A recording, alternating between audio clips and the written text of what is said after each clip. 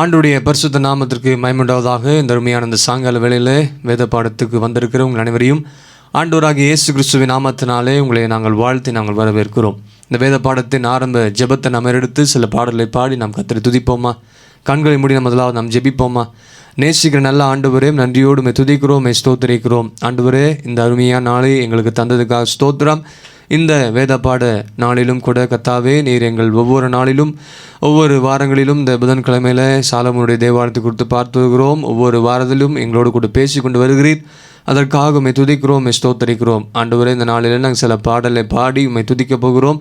கர்த்தர் நீர் எங்களோடு கூட இருந்து ஆண்டவரை நாங்கள் விடுதலையோடு பாடி உம்மை மகிமைப்படுத்த எங்கள் ஒவ்வொருவருக்கும் கிருபை செய்யும்படியாக நாங்கள் ஜெபிக்கிறோம். இதை கேட்டுக்கொண்டிருக்கிற, இதை பார்த்து கொண்டிருக்கிற ஒவ்வொரு குடும்பத்தாரையும் ஒவ்வொரு பிள்ளைகளையும் நீங்கள் ஆசீர்வதிக்கும்படியாக நாங்கள் ஜெபிக்கிறோம். கர்த்தாவே, நீர் எங்களோடு கூட இருங்க.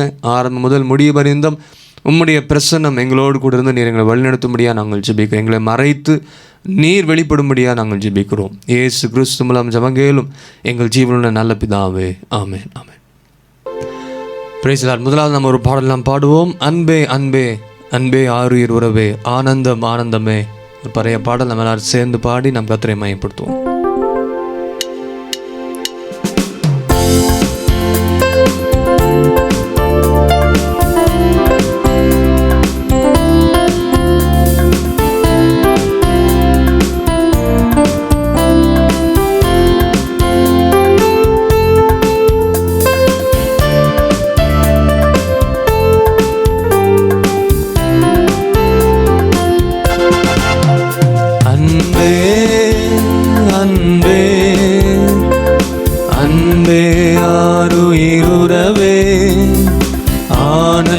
ஆனந்தமே அன்பே அன்பே அன்பே ஆருயிருவே ஆனந்தம் ஆனந்தமே.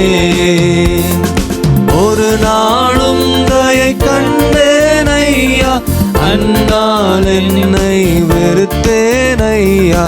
ஒரு நாளும் தயை கண்டேன் ஐயா, அன்னால் என்னையும் வெறுத்தேன் ஐயா. உந்தையை பெரிதையா என்மேல், உந்தையை பெரிதையா, உந்தையை பெரிதையா என்மேல், உந்தையை பெரிதையா. அன்பே அன்பே அன்பே ஆருயிருவே ஆனந்தம் ஆனந்தமே ஆனந்தம் ஆனந்தமே. அன்பே, எல்லாரும் பாடுங்க. அன்பே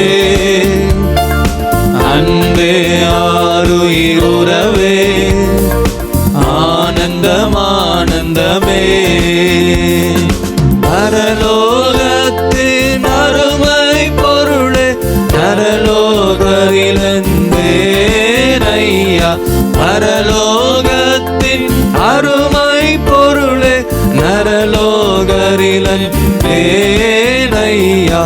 ஆழம் அறிவேனோ அன்பின் ஆழம் அறிவேனோ, ஆழம் அறிவேனோ அன்பின் ஆழம் அறிவேனோ. அன்பே, எல்லாரும் அன்பே, எல்லாரும் சேர்ந்து பாடுங்க. அன்பே ஆருயிருவே ஆனந்தம் ஆனந்தமே ஆனந்தம் ஆனந்தமே. மீண்டுமாய் பாடுவோமா? அன்பே அன்பே அன்பே ஆருயிருவே ஆனந்தம் ஆனந்தமே. அலைந்தேன் பல நாளுமையும் அறியா, மறந்தேன் திரிந்த துரோகியை. அலைந்தேன் பல நாளுமையும் அறியா, மறந்தே திரிந்த துரோகியை. அனைத்தீர் அன்பாலே என்னையும் அனைத்தீர் அன்பாலே, அனைத்தீர் அன்பாலே என்னையும் அனைத்தீர் அன்பாலே. அன்பே ஆமென். அன்பே ஆருயிருவே ஆனந்தம் ஆனந்தமே ஆனந்தம் ஆனந்தமே. அன்பே அன்பே அன்பே ஆருயிருவே ஆனந்தம் ஆனந்தமே. பூலோகத்தின் பொருளின் மகிமை அழியும் புள்ளின் பூவை போல். பூலோகத்தின் பொருளின் மகிமை அழியும் புள்ளின் பூவை போல். வாடாதே ஐயா அவருடைய அன்பு வாடாதே ஐயா இயேசுவே. வாடாதே ஐயா அன்பு வாடாதே ஐயா. அன்பே பாடுங்க எல்லாரும், நீங்க பாடுங்க. அன்பே உங்க சத்தம் கேட்கப்படட்டும். அன்பே ஆருயிருவே ஆண்டவரே ஆனந்தம் ஆனந்தமே ஆனந்தம் ஆனந்தமே. இப்பாரிலும் அன்பின் இனிமை அம்பத்தியலாதாகில் யான். இப்பாரிலும் அன்பின் இனிமை இயம்பக்கியலாதாகில் யான். இசைக்கவும் எளிதாமோ பரத்தில் இசைக்கவும் எளிதாமோ இசைக்கவும் எளிதாமோ பாரத்தில் இசைக்கவும் எளிதாமோ. என்னோட கூட சேர்ந்து எல்லாரும் பாடுங்க. அன்பே அன்பே அன்பே ஆருயிருவே ஆமென். ஆனந்தம் ஆனந்தமே ஆனந்தம் ஆனந்தமே ஆனந்தம் ஆனந்தமே. ஹல்லேலூயா. நாம் பாடுவது போல அன்பே அன்பே ஆருயிருவே ஆனந்தம் ஆனந்தமே. ஆண்டவர் நம்ம வைத்திருக்கிற அன்பு பெரியது. ஒரு நாளும் தயை நான் கண்டேன், அந்நாள் என்னை வெறுத்தேன் ஐயா. தயை, ஆண்டோடைய தயை பெரியதாய் நம்முடைய மத்தியில் இருக்கிறது. ஹல்லேலூயா. கரங்களை உயர்த்தி கர்த்தரை மகிமைப்படுத்துவோமா? ஹல்லேலூயா. அலைந்தேன் பல நாள் உமையும் அறியா மறந்தே திரிந்த. அநேக நேரங்களில் பல காரியங்கள் நிமித்தமாக ஆண்டவரை ஒரு காரியத்தை செய்யவிட்டால் என்று சொன்னால் அதை நம்ம என்ன பண்ணுறோன்னா ஆண்டவரே மறந்து நம்முடைய இஷ்டத்தின்படி நம்ம ஜீவித்தை நம்ம ஓடி போயிடுறோம். அப்படி இல்லை. நம்ம அலைந்தேன் பல நாள் உமையும் அறிய ஆண்டவரை அறியாமல் எத்தனையோ நாட்கள் இங்கு அலைந்து கொண்டிருந்தோம். ஆனாலும் இங்கே சொல்லப்பட்டது போல மறந்தே தெரிந்த ஒரு துரோகியான இருந்திருக்கிற ஆண்டவரே, ஆனாலும் அவருடைய அன்பின் நிமித்தமாக உங்களை என்னை அணைத்திருக்கிறார். ஹல்லேலூயா ஹல்லேலூயா. எத்தனையோ நேரங்களில் அப்படி இருக்கும் பொழுது கர்த்தர் ஆணிகள் பாய்ந்து தம் கரத்தை நீட்டி நம்மை அணைத்து கொண்டு அவருடைய அன்பின் நிமித்தமாக நம்மேல் எவ்வளவு கிருபை உள்ளவராக எவ்வளவு தயவுள்ளவராக இருந்திருக்கிறார். பார்த்தீங்களா? அதான் அந்த பாடல் சொல்லுகிறது. அலைந்தேன் பல நாள் உம்மையும் அறியா மறந்தே திரிந்த துரோகியை. அலைந்தேன் பல நாள் உம்மையும் அறியா ஆண்டவர் அறியாம எத்தனையோ நேரங்களில் மறந்தே திரிந்து நாம் இருந்திருக்கிறோம். ஆண்டவர் நம்மை தேடி வந்து நம்மை அணைத்து கொண்டாரு அவருடைய அன்பால. அன்பாலே அனைத்தீர் அன்பாலே அனைத்தீர் அன்பாலே அனைத்தீர் அன்பாலே. ஏசப்பா, உம்முடைய அன்பினால் எங்களை அணைத்து கொண்டீங்களே, உமக்கு நன்றி என்று சொல்வோமா? அனைத்தீர் அன்பாலே என்னையும் அனைத்தீர் அன்பாலே. கடைசி எல்லாரும் பாடி அன்பே அன்பே அன்பே ஆருயிருவே ஆனந்தம் ஆனந்தமே ஆமே ஆனந்தம் ஆனந்தமே. ஹல்லேலூயா. ஆனந்தம் ஆனந்தமே.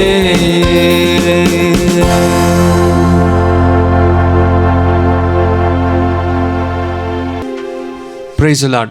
அடுத்து இன்னொரு பாடல் நாம் பாடுவோம். இனி நான் அல்ல பிழைப்பதனிலே கிறிஸ்தேசுவே என்னில் ஜீவிக்கிறார். அருமையான ஒரு பாடல். நம்ம எல்லாரும் சேர்ந்து கரங்களை தட்டி உற்சாகமாக பாடி நாம் கர்த்தரை மகிமைப்படுத்துவோம்.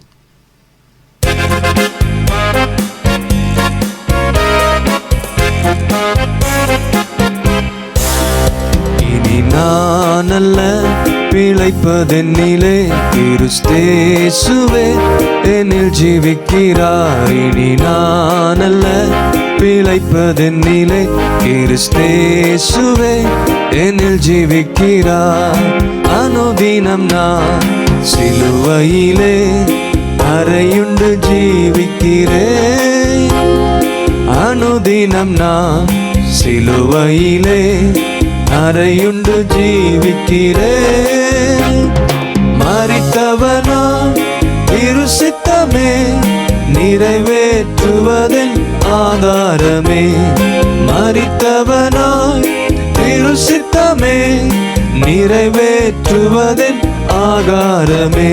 இனி நான் அல்ல பிழைப்பதென்னிலே கிறிஸ்தேசுவே என்னில் ஜீவிக்கிறார். பாடுங்க எல்லாரும் சேர்ந்து. நான் அல்ல பிழைப்பதென்னிலே கிறிஸ்தேசுவே என்னில் ஜீவிக்கிறார். கிறிஸ்துவுடன் மரணமதின் சாயலில் இணைந்ததிலே. கிறிஸ்துவுடன் மரணமதின் சாயலில் இணைந்ததிலே. அபிஷேகத்தான் உயிர் தெழுந்தே நவஜீவனிலே நடந்திடுவேன். பாடுங்க எல்லாரும் சேர்ந்து. அபிஷேகத்தான் உயிர் தெழுந்தே நவஜீவனிலே நடந்திடுவேன். இனி நான் அல்ல பிழைப்பதென்னிலே கிறிஸ்தேசுவே என்னில் ஜீவிக்கிறார். இனி நான் அல்ல பிழைப்பதென்னிலே கிறிஸ்தேசுவே என்னில் ஜீவிக்கிறார். திரையகன்றே சரீரத்தில் பரிசுத்த ஸ்தலம் வரவே. திரையகன்றே சரீரத்தில் பரிசுத்த ஸ்தலம் வரவே. வெறுத்திடவே சுயமென்னிலே தரிப்பேன் கிறிஸ்தின் சிந்தையதே. வெறுத்திடவே சுயமென்னிலே தரிப்பேன் கிறிஸ்தின் சிந்தையதே. இனி நான் அல்ல பிழைப்பதென்னிலே கிறிஸ்தேசுவே என்னில் ஜீவிக்கிறார். இனி நான் அல்ல பிழைப்பதென்னிலே கிறிஸ்தேசுவே என்னில் ஜீவிக்கிறார். கிருபையிலே நிலம் நிலைத்தே திருமுகம் தரிசிக்கவே. பாடுங்க. கிருபையிலே நிதம் நிலைத்தே திருமுகம் தரிசிக்கவே.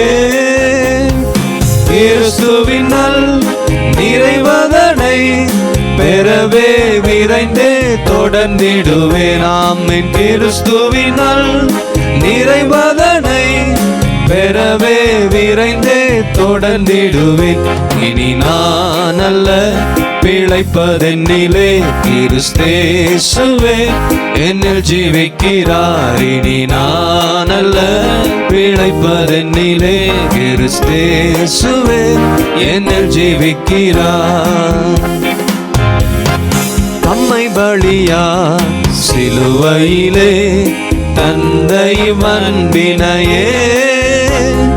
தம்மை பலியா சிலுவையிலே தந்தை அன்பினையே. நினைக்கையிலே அகந்தனிலே எனக்கோர் மேன்மை வேறில்லையே. எல்லாரும் சேர்ந்து. நினைக்கையிலே அகந்தனிலே எனக்கோர் மேன்மை வேறில்லையே. இனி நான் அல்ல பிழைப்பதென்னிலே கிறிஸ்தேசுவே என்னில் ஜீவிக்கிறார். இனி நான் அல்ல பிழைப்பதென்னிலே கிறிஸ்தேசுவே என்னில் ஜீவிக்கிறார். ஹல்லேலூயா, ஹல்லேலூயா. நாம் பாடுறது போல இனி நான் அல்ல பிழைப்பதென்னிலே கிறிஸ்தேசுவே என்னில் ஜீவிக்கிறார். எத்தனை பேர் உங்களுடைய இருதயத்தில் ஆண்டவர் ஜீவிக்கிறார் பாருங்க. நம்ம அருமையா நாம் பாட. அனுதினம் நான் சிலுவையிலே அறையுண்டு ஜீவிக்கிறேன். மரித்தவனாய் திரு சித்தமே நிறைவேற்றுவதேன் ஆகாரமே. அவருடைய சித்தத்தை நிறைவேற்றுவதாங்க நம்முடைய வாஞ்சைகளும் விருப்பம் இருக்க வேண்டும். அதுதான் இந்த பாடலில் அருமையாக சொல்லப்பட்டிருக்கிறது. அது மட்டுமில்லை, மூன்றாவது அடியை நாம் பார்க்கும் பொழுது, திரை அகன்றே சரீரத்தில் மா பரிசுத்தலம் ஸ்தலம். நம்முடைய சரீரத்தில் நாம் பரிசுத்தத்தோடு ஜீவிக்க வேண்டும் என்று சொல்லி நாம் இங்கே வெறுத்திடவே சுயமனிலே சுயத்தை எல்லாம் சாகடிக்க வேண்டும். தரிப்பேன் கிறிஸ்தின் சிந்தை அதே. அவருடைய சிந்தை நம்முடைய வாழ்க்கையில் பெருக வேண்டும் என்பதுதான் இந்த பாடல் மூலமாக நாம் பார்த்தோம். மீண்டுமாக முதல் அடியும் மூன்றாவது அடியும் நாம் சேர்ந்து நாம் பாடுவோமா? மீண்டுமாக நாம் பாடி கர்த்தரை மையப்படுத்துவோமா? எல்லாரும் பாடுங்க. கைகளை தட்டி, வீடுகளில் கரைகளை தட்டி பாடி கர்த்தரை மையப்படுத்துவோம். அனுதினம் நான் சிலுவையிலே அறையுண்டு ஜீவிக்கிறேன். அனுதினம் நான் சிலுவையிலே அறையுண்டு ஜீவிக்கிறேன். மரித்தவனா திருசித்தமே நிறைவேற்றுவதென் ஆகாரமே. அதுதான் மரித்தவனாய் திருசித்தமே, ஆண்டோட சித்தம் நிறைவேற்றுவதென் ஆகாரமே. இனி நான் அல்ல பிழைப்பதென்னிலே கிறிஸ்தேசுவே என்னில் ஜீவிக்கிறார். இனி நான் அல்ல பிழைப்பதென்னிலே கிறிஸ்தேசுவே என்னில் ஜீவிக்கிறார். திரை அகன்றே சரீரத்தில் மா பரிசுத்த ஸ்தலம் வரவே. இயேசுவே திரை அகன்றே சரீரத்தில் மா பரிசுத்த ஸ்தலம் வரவே. வெறுத்திடவே சுயமென்னிலே தரிப்பேன் கிறிஸ்தின் சிந்தையதே. எல்லாரும் பாடுங்க. வெறுத்திடவே சுயமென்னிலே தரிப்பேன் கிறிஸ்தின் சிந்தையதே. இனி நான் அல்ல பிழைப்பதென்னிலே கிறிஸ்தேசுவே என்னில் ஜீவிக்கிறார். இனி நான் அல்ல பிழைப்பதென்னிலே கிறிஸ்தேசுவே என்னில் ஜீவிக்கிறார். தம்மை பலியா சிலுவையிலே தந்தை அன்பினையே. அவர் நம்ம வைத்திருக்கிற அன்பு தம்மையே பலியாக சிலுவையில் ஒப்பு கொடுத்தாரு. நன்றி சொல்லி பாடி கர்த்தரை மையப்படுத்துவோமா? அன்பினையே நினைக்கையிலே அகந்தனிலே எனக்கோர் மேன்மை வேறில்லையே. நமக்கு ஒரு மேன்மை நினைக்கையிலே அகந்தனிலே எனக்கோர் மேன்மை வேறில்லையே.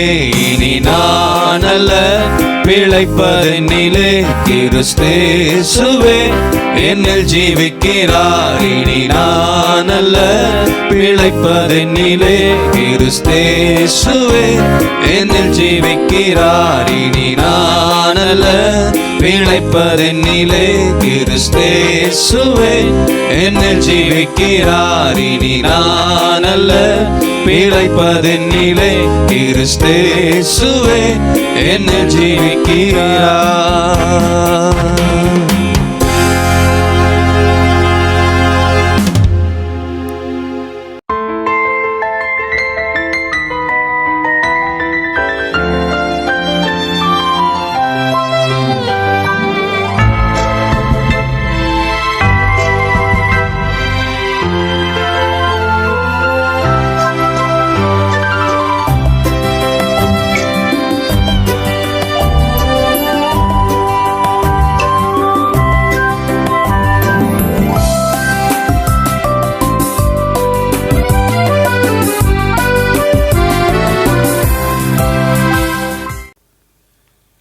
கர்த்தருடைய பரிசுத்த நாமத்திற்கு மகிமை உண்டாவதாக.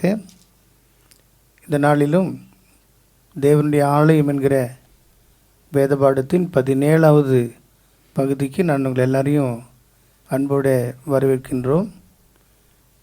ஆகாய் தீர்க்கதரிசன புஸ்தகம் 1வது அதிகாரம் 8வது வசனத்தின் அடிப்படையில் தேவன் பிரியப்படுகிற ஆலயம் என்பதை குறித்து இந்த நாளிலே நாம் பார்க்க போகிறோம். ஆகாய் 1:8 நாம் வாசிக்க கேட்போம்.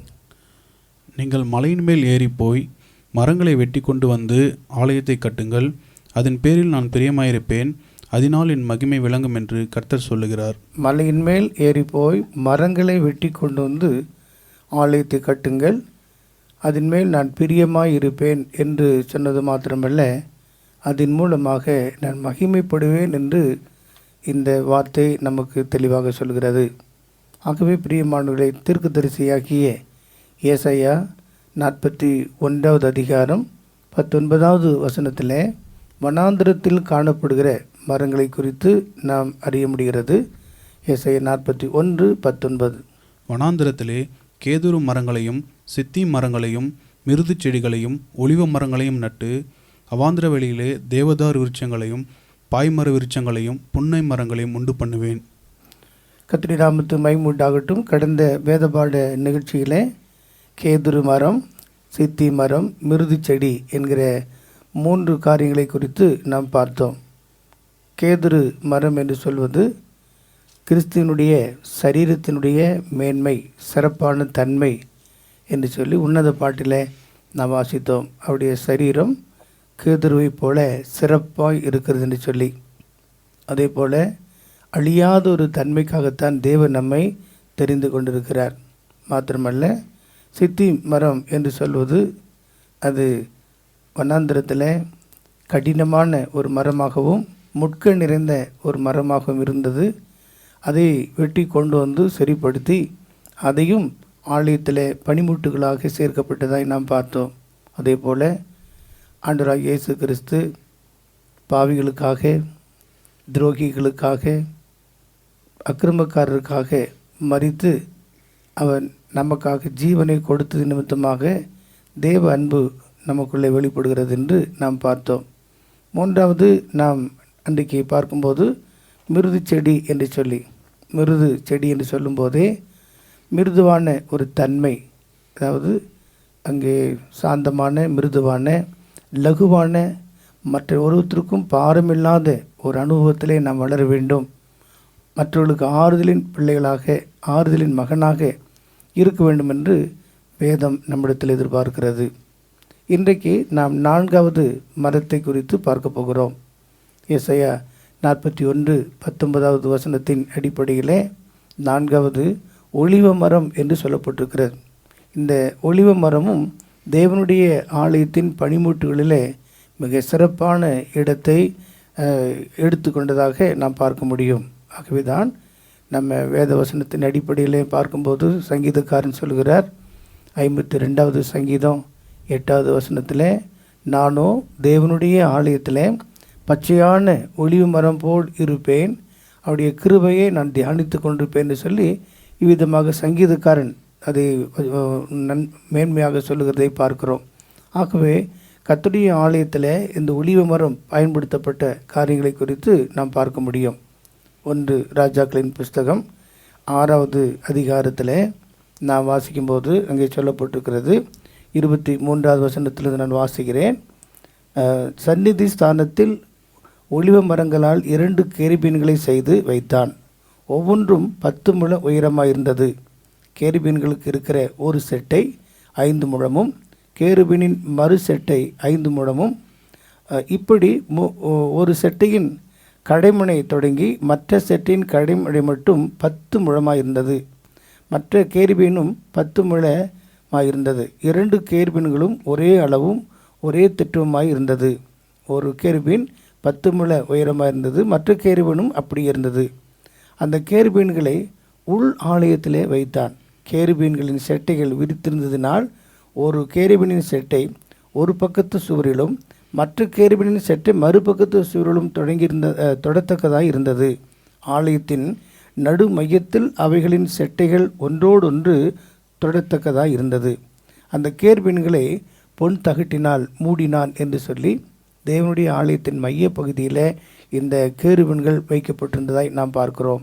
முன்னமே நம்ம இந்த கேருபீன்களை குறித்து படிக்கும்போது இவைகள் கர்த்தருடைய ஊழியரை குறிக்கிறது என்றும், இந்த கேருபீன்கள் ஒன்று எதிரெதிராக இருந்தாலும் கூட அங்கே அவங்க கேருபீன்கள் வைக்கப்பட்ட அந்த பொசிஷனை நாம் பார்க்கும்போது கிருபாசனத்தின் மேல் இருந்த கேருபீன்கள் எதிரெதிராக இருந்தாலும் அது ஒன்றையொன்று நேராக பார்க்கப்படாதபடி அது கேருபீன் கிருபாசனத்தை நோக்கி இருந்ததை நாம் பார்க்கிறோம்.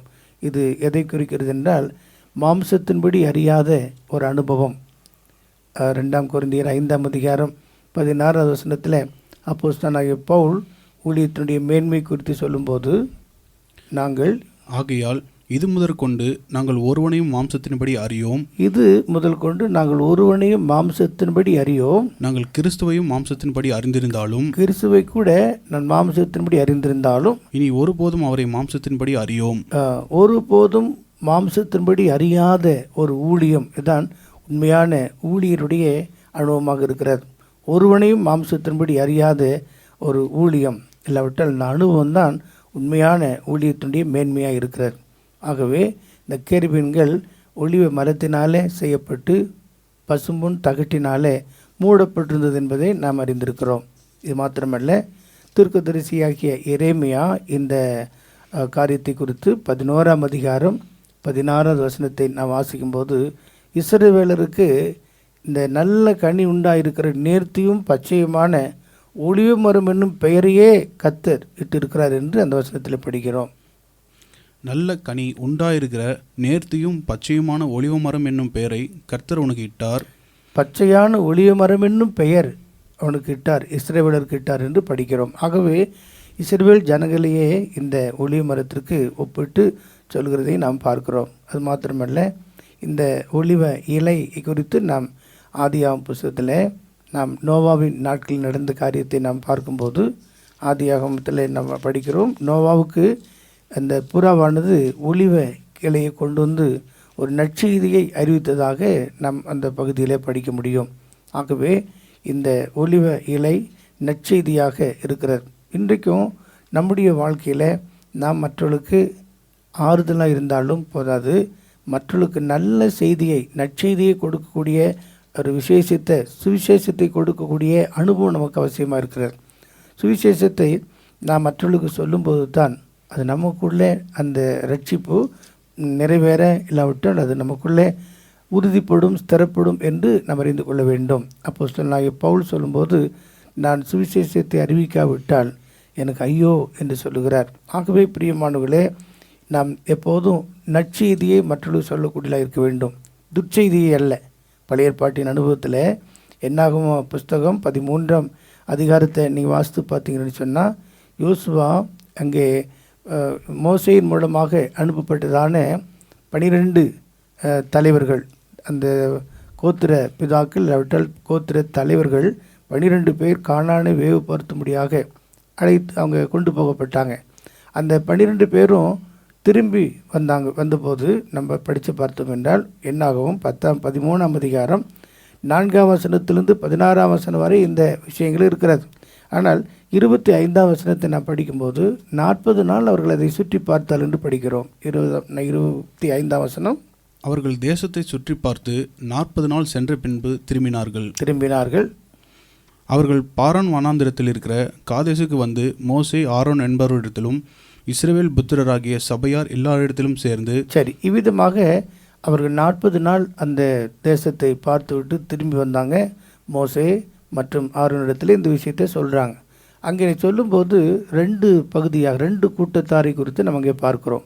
27வது வசனத்திலிருந்து 33வது வசனம் வரை நாம் படிக்கிறோம். 27ஆம் வசனத்திலிருந்து, அவர்கள் மோசேயை நோக்கி, நீர் எங்களை அனுப்பின தேசத்துக்கு நாங்கள் போய் வந்தோம். அது பாலும் தேனும் ஓடுகிற தேசம்தான். இது அதனுடைய கனி. ஆனாலும் அந்த தேசத்தில் குடியிருக்கிற ஜனங்கள் பலவான்கள். பாலும் தேனும் ஓடுகிற தேசம்தான் என்று சொல்லிட்டு, ஆனாலும் அந்த தேசத்திலே குடியிருக்கிற ஜனங்கள் பலவான்கள். பட்டணங்கள் அரணிப்பானவைகள் மிகவும் பெரியகுலமாய் இருக்கிறது. அங்கே ஏனாக்கின் குமாரரையும் கண்டோம். அமிலேக்கியர் தென்புறண்ட தேசத்தில் குடியிருக்கிறார்கள். ஏத்தியரும் எபூசியரும் எமோரியரும் மலைநாட்டில் குடியிருக்கிறார்கள். கானானியர் கடலுக்கு அருகே யோர்தான் அண்டையிலும் குடியிருக்கிறார்கள் என்றான்.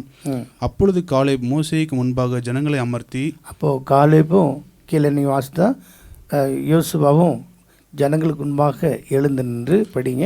நாம் உடனே போய் அதை சுதந்திரித்துக் கொள்வோம். நாம் அதை எளிதாய் ஜெயித்துக் கொள்ளலாம் என்றான். அல்லேலூயா. பாருங்க, 10 பேர் துர்ச்செய்தி சொன்னாங்க. ஆனால் யோசுவாவும் காலேபும் நற்செய்தியை அறிவிக்கிறதை நாம் பார்க்கிறோம். இன்றைக்கி நம்முடைய வாயில் நற்செய்தியா அல்லது துர்ச்செய்தியா, எதை நாம் அறிவித்து கொண்டிருக்கிறோம்? அடுத்த அதிகாரம் என்னாகமம் 14ஆம் அதிகாரம் 6 முதல் 9 வசனத்தை நாம் படிக்கும்போது அங்கே சொல்லப்பட்டிருக்கிறது. 6ஆம் வசனம்.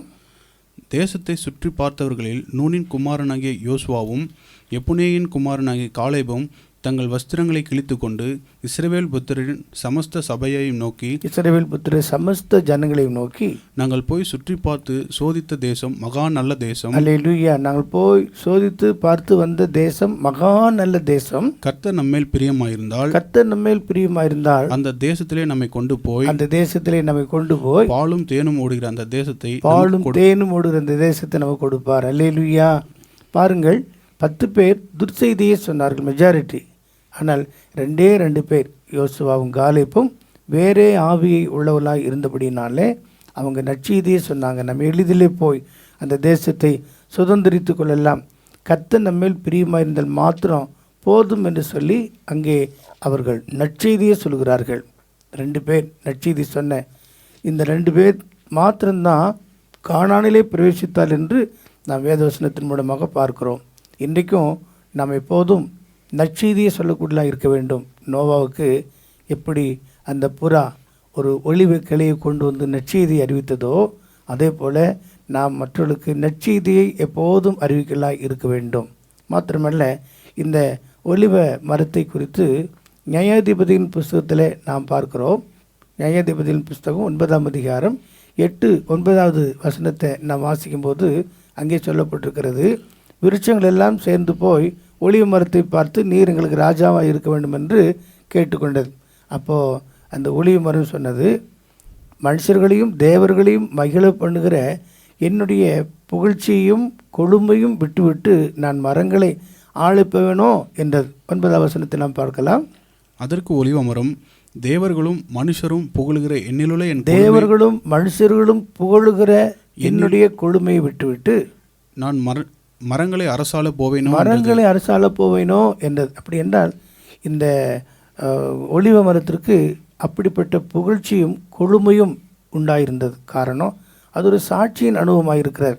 மரங்களை நான் ஆளப்போக மாட்டேன், நான் என்னுடைய கொழுமையை விட்டுவிட்டு என் புகழ்ச்சியை விட்டுவிட்டு நான் மரங்களை ஆளப்போக மாட்டேன் என்று சொல்லி, மரங்கள் என்று சொல்வது சாதாரணமான ஒரு அனுபவம் தான்.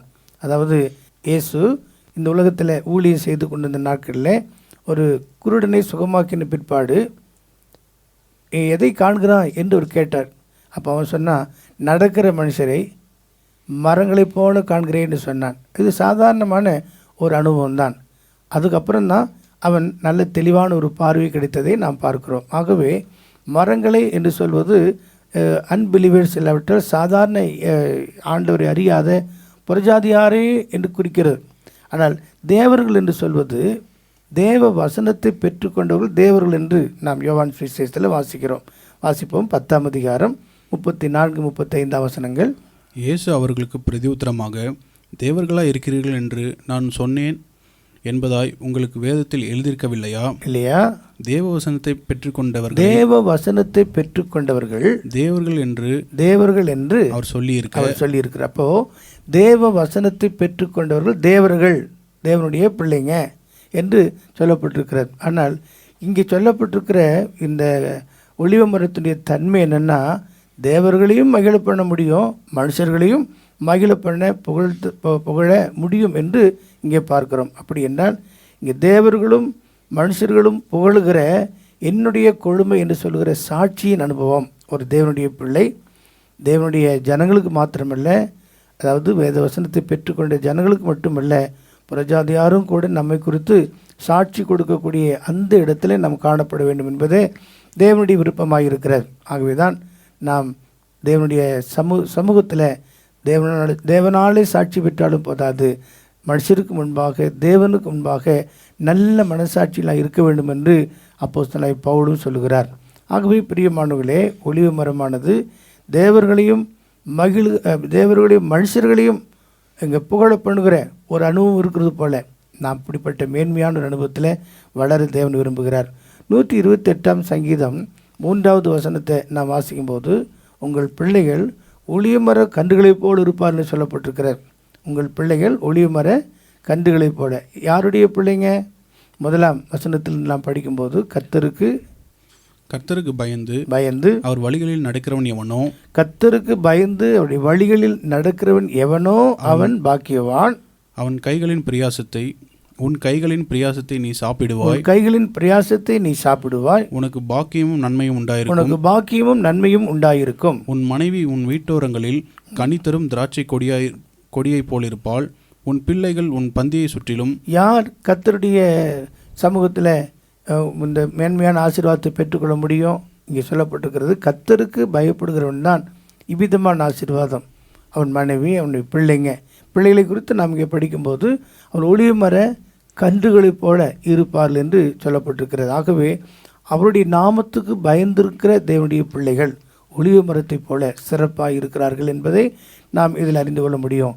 கர்த்தருக்கு பயப்படுதலே ஞானத்தின் ஆரம்பம் என்று சொல்லி ஆரம்பம் தொடங்கி பொல்லாப்பை விட்டு விலகி எப்போதும் எல்லா விதத்திலும் நாம் நாடோறும் கர்த்தருக்கு பயப்படுகிற பயத்தோடு இருப்போம் என்றால் இந்த மேலான ஆசீர்வாதத்தை நாம் பெற்றுக்கொள்ள முடியும்.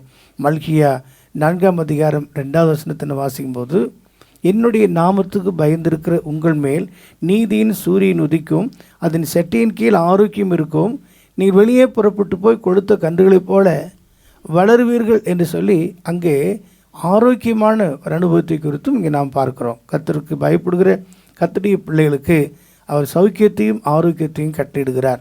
ஓசியா தீர்க்கதரிசன புஸ்தகத்தில் நான் வாசிக்கும்போது அங்கே சொல்லப்பட்டிருக்கிற ஒரு காரியம் 14ஆம் அதிகாரம் 6வது வசனம், அவன் கிளைகள் ஓங்கி படரும், அவன் அலங்காரம் ஒலிவ மரத்தினுடைய அலங்காரத்தை போலவும். இஸ்ரவேலுக்கு நான் பனியை போல் இருப்பேன், அவன் லீலி புஷ்பத்தை போல மலருவான் என்றெல்லாம் சொல்லிட்டு அவனுடைய கொடி மதில் மேல் அவன் கிளைகள் ஓங்கி படரும், அவன் அலங்காரம் ஒலிவ மரத்தினுடைய அலங்காரம் என்று இங்கே குறிக்கப்பட்டிருக்கிறது. ஒலிவ மரத்தின் அலங்காரம். அப்படி என்றால் ஒலிவ மரம் அலங்காரத்திற்காக பயன்படுத்தப்படக்கூடிய ஒன்றாக இருந்திருக்கிறது. அதே போல் நம்முடைய வாழ்க்கையில் அலங்காரம் என்று சொல்வது வெளி அலங்காரம் அல்ல, உள் அலங்காரம். உள்ளாக இருதயத்தில் மறைந்திருக்கிற குணமே உங்களுக்கு அலங்காரம் என்று பேதுரு நமக்கு எழுதி வச்சிருக்கிறார். ஆக புறம்பான அலங்கரிப்பு நமக்கு அலங்காரமாக இருக்க வேண்டிய அவசியம் இல்லை. அதுக்காக நம்ம அழுக்காக அசுத்தமாக இருக்கணும் நல்ல, நம்ம சுத்தமாக இருக்கணும், க்ளீனாக இருக்கணும், நல்லா இருக்கணும், சிறப்பாக இருக்க வேண்டும். ஆக கர்த்தருடைய பிள்ளையுடைய அலங்காரம் என்று சொல்வது உள் அலங்காரம். இருதயத்தில் மறைந்திருக்கிற குணமே உங்களுக்கு அலங்காரம் என்று பேதுரு சொல்லியிருக்கிறார். அது மாத்திரமல்ல, நமக்கு நம்முடைய வாழ்க்கையில் பரிசுத்தம்தான் இதை காட்டிலும் மேன்மையான ஒரு அலங்காரம் என்பதை பரிசுத்த அலங்காரத்தோடு அவரை தொழுது கொள்ளுங்கள் என்று சங்கீதத்திலே நாம் பார்க்கிறோம். ஆகவே பிரியமானவர்களே, இந்த ஒலிவ மரம் அலங்காரத்துக்குரிய ஒரு காரியமாக இருக்கிறது. நம்முடைய வாழ்க்கையில் தெய்வீகமான அலங்காரம், பரிசுத்த அலங்காரம், இருதயத்தில் மறைந்திருக்கிற குணமாகிய அலங்காரம் காணப்படும் என்றால் தேவனுடைய ஆலயத்தில், தேவனுடைய சன்னிதானத்தில் நம்ம ஆசீர்வாதமாக காணப்படுவோம். சகரியாவின் புஸ்தகத்தில் 4ஆம் அதிகாரம் 12ஆம் வசனம் முதல் படிக்கும்போது இந்த காரியம் படிங்க. மறுபடியும் நான் அவரை நோக்கி, 2 பொற்குழாய்களின் வழியாய் தொங்கி பொன்னிறமான எண்ணெயை தங்களிலிருந்து இறங்க பண்ணுகிறவர்களாகிய ஒலிவ மரங்களின் 2 கிளைகள் என்னவென்று கேட்டேன். ஒலிவ மரங்களுடைய 2 கிளைகள் என்ன என்று நான் கேட்டேன். அதற்கு அவர் இவைகள் இன்னதென்று உனக்கு தெரியாதா என்றார். இவைகள் இன்னதென்று உனக்கு தெரியாதா என்றார். ஆண்டவனே எனக்கு தெரியாது என்றேன். அதற்கு அவர், இவைகள் 2 சர்வலோகத்துக்கும் இவைகள் 2 சர்வலோகத்துக்கும் ஆண்டவராய் இருக்கிறவரின் சமூகத்தில் நிற்கிற அபிஷேகம் பெற்றவர்கள். அல்லேலூயா. இந்த 2 சர்வலோகத்துக்கும் ஆண்டவராய் இருக்கிறவரின் சமூகத்தில் நிற்கிற அபிஷேகம் பெற்றவர்கள் என்றான். அல்லேலூயா. அப்படி என்றால் இந்த ஒலிவ மரம் அபிஷேகத்தினுடைய ஒரு தன்மையும் குறிக்கிறது. இன்றைக்கு தேவனுடைய பிள்ளைகளாகிய நாம் ஆவிக்குரிய அலங்காரம், பரிசுத்த அலங்காரம் பெற்றுக்கொண்டதனுடைய அர்த்தம் எப்படி வெளிப்படும் என்றால் அபிஷேகத்தினால்தான் அது வெளிப்படக்கூடியதாக இருக்கிறது. ஆவிக்கேற்ற சிந்தை, ஆவிக்கேற்ற ஒரு சுபாவம், ஆவிக்குரிய ஜீவியம், இதெல்லாமே நமக்கு ஒரு அலங்காரமாக இருக்கிறது. ஆகத்தான் இங்கே பார்க்கிறோம், இவர்கள் 2 சர்வலோகத்துக்கும் ஆண்டவராய் இருக்கிறவரின் சமூகத்தில் நிற்கிற அபிஷேகம் பெற்றவர்கள் என்று சொல்லப்பட்டிருக்கிறார். அபிஷேகம் பெற்றாலே வேறு மனுஷனாக மாறுகிறான் என்பதை நாம் சாமுவேல் புஸ்தகத்திலே படிக்கிறோம் இல்லையா? சவுல் அங்கே அபிஷேகம் பண்ணப்பட்டான், சாமுவேல் அபிஷேகம் பண்ணப்பட்டான் பார்க்கும்போது வேறு மனுஷனாக மாறிட்டாங்க. அதே போல தான் ஆவிக்குரிய வாழ்க்கையிலே நாம் வளர இந்த பரிசுத்தாவின் அபிஷேகமானது மிக முக்கியமாக இருக்கிறது. இந்த அபிஷேகம்தான் நம்மை தேவனுடைய ஆலயத்துக்கு நேராக வழிநடத்துகிறது. அதனால தான் கொரிந்தியில் நம்ம வாசித்தோம், நீங்களே ஜீவனுள்ள தேவனுடைய ஆலயமாக இருக்கிறீர்கள் என்றும் தேவனுடைய ஆவி உங்களிலே வாசமாக இருக்கிறார் என்றும் அறியாதிருக்கிறீர்களா? நீங்களே அந்த ஆலயம். அபிஷேகத்தினாலே தேவ ஆலயமாக மாறுகிறோம். ஆவியான நமக்குள்ளே தங்கி வாசஸ்தலமாக தெரிந்து கொள்கிறார். இன்னும் வாசிப்போம் என்றால் ரோமர் 11ஆம் அதிகாரத்தில் நாம் 11ஆம் அதிகாரம் 17வது வசனம் முதல் படிக்கலாம். சில கிளைகளை முறித்து போட்டப்பட்டிருக்க, சில கிளைகள் முறித்து போடப்பட்டிருக்க, காட்டொளிவ மரமாகிய நீ அவைகள் இருந்த இடத்திலே ஒட்டப்பட்டு ஒலிவ மரத்தின் வேருக்கும் சாரத்துக்கும் உடன் பங்காளியாய் இருந்தாயானால் நீ அந்த கிளைகளுக்கு விரோதமாக மேன்மை பாராட்டுவாயானால் நீ வேரை சுமக்காமல் வேர் உன்னை சுமக்குதென்று நினைத்துக் கொள்ளலாம். நாம் ஒட்ட வைக்கப்படுவதற்கு சில கிளைகள் முறித்து போடப்பட்டது என்று சொல்லுகிறாயே, நல்லது. அவிசுவாசத்தினாலே அவைகள் முறித்து போடப்பட்டன. நீ விசுவாசத்தினாலே நிற்கிறாய். மேட்டிமை சிந்தையிராமல் பயந்திரு. நீ விசுவாசத்திலே நிற்கிறாய், மேட்டிமை சிந்தையாயிராமல் பயந்திரு. அல்லேலூயா. இஸ்ரவேல் ஜனங்களுக்குத்தான், இஸ்ரவேலருக்கு ரட்சிப்பை கொடுப்பதற்குத்தான் அங்கே இயேசு உலகத்தில் வந்தார் என்றாலும் புறஜாதிகளுக்கு ரட்சிப்பு இங்கே நிறைவேற்றப்படுகிறதை இந்த அனுபவத்திலே நாம் பார்க்கிறோம். இயேசுவே சொன்னார், நான் இஸ்ரவேல் வீட்டார் இடத்திற்கு வந்தேனே இல்லாமல் காணாமல் போன இஸ்ரவேல் வீட்டார் இடத்துக்கு வந்தேனே இல்லாமல் மற்றபடி அல்ல என்று சொன்னார். ஆகவே இந்த ரோமர் 11ஆம் அதிகாரம் புறஜாதியார் மத்தியில் உண்டாகிற ஒரு நிறைவை குறித்து திட்டமாக சொல்லப்பட்டிருக்கிறார். அங்கே நான் வாசித்தோம், சில கிளைகள் முறித்து போட காரணம் அவிசுவாசத்தினாலே கிளைகள் முறித்து போடப்பட்டது. நீ விசுவாசத்தினாலே நிற்கிறாய், மேட்டிமை சிந்தையாயிராமல் பயந்திரு என்று சொல்கிறார். மேட்டிமை சிந்தையாயிராமல் பயந்திரு என்று சொல்லி. ஆகவே இந்த புதிய ஏற்பாட்டிலே நாம் எல்லாருமே புறஜாதி, யோதரை அல்லாமல் மற்ற எல்லாருமே புறஜாதியாராக நாம் இருக்கிறோம். இந்த புறஜாதியாருக்குள்ளே ரட்சிப்பை கொடுப்பதற்காகத்தான் அவிசுவாசத்தினாலே சில கிளைகள் முறித்து போடப்பட்டது. அந்த இடத்துல நம்மை ஒட்டு வச்சிருக்கிறார். அதுதான் இந்த ஒலிவ மரத்தின் சாரத்துக்கும் வேருக்கும் நம்ம உடன் பங்காளியாக இருக்கிறோம் என்று இங்கே நாம் பார்க்கிறோம். அல்லேலூயா. பிரியமானவர்களே, தேவன் நம்மை தேவனுடைய ஆலயத்தில் உடன் பங்காளியாக, அவருடைய சரீரமான சபையில் உடன் பங்காளியாக ஏற்படுத்தியிருக்கிறார். இதெல்லாமே இந்த ஒலிவ மரத்துடைய மேன்மையாக இருக்கிறது. இந்த மாற்றங்கள் அபிஷேகத்தினால் நமக்குள்ளே கிடைக்கக்கூடிய ஒரு அனுபவமாக இருக்கிறது. அல்லேலூயா. ஆகவே ஒலிவ மரமானது தேவனுடைய ஆலயத்தினுடைய ஒரு பங்காக இருக்கிறது என்று நாம் பார்க்கிறோம். அடுத்த குறிப்பை நாம் வாசிக்கும்போது தேவதாரு விருட்சம் என்று சொல்லப்பட்டிருக்கிறார். நீங்கள் ஏசாயா 41:19 வாசித்து பார்த்து கொள்ளுங்கள். 5வது தேவதாரு விருட்சம். இந்த தேவதாரு விருட்சம் ஆலயத்தினுடைய தல வரிசைக்காக பயன்படுத்தப்பட்டதாக நாம் 1 ராஜாக்களின் புஸ்தகம் 6ஆம் அதிகாரம் 15வது வசனத்தில் என்ன வாசிக்கலாம்? 6ஆம் அதிகாரம் 15வது வசனம். ஆலயத்து சுவர்களில் உட்புறத்தை தளம் தொடங்கி சுவர்களின் மேல் மச்சு மட்டும் கேதுரு பலகைகளால் மூடி, இப்படி உட்புறத்தை மரவேலையாக்கி ஆலயத்தின் தளத்தை தேவதாரி விருட்சங்களின் பலகைகளால் தள வரிசைப்படுத்தினான் என்று சொல்லப்பட்டிருக்கிறார். ஆலயத்தின் தளத்தை தேவதாரி விருட்சங்களின் பலகைகளால் தள வரிசைப்படுத்தினான். அது மிக முக்கியமான ஒரு காரியம். தள வரிசை அது அந்த ஆலயத்தினுடைய ஒரு மேன்மையான மிக முக்கியமான ஒரு பகுதியாக இருக்கிறது. இதற்காகத்தான் 5ஆம் அதிகாரம் நான் படிக்கும்போது ஈராம் ராஜா சாலமோனுக்கு இந்த மரங்களை அனுப்பினதாக 5ஆம் அதிகாரம் 8ஆம் வசனம் முதல் படிக்கலாம். ஈராம் சாலமோனிடத்தில் மனுஷரை அனுப்பி, நீர் எனக்கு சொல்லி அனுப்பின காரியத்தை நான் கேட்டேன்.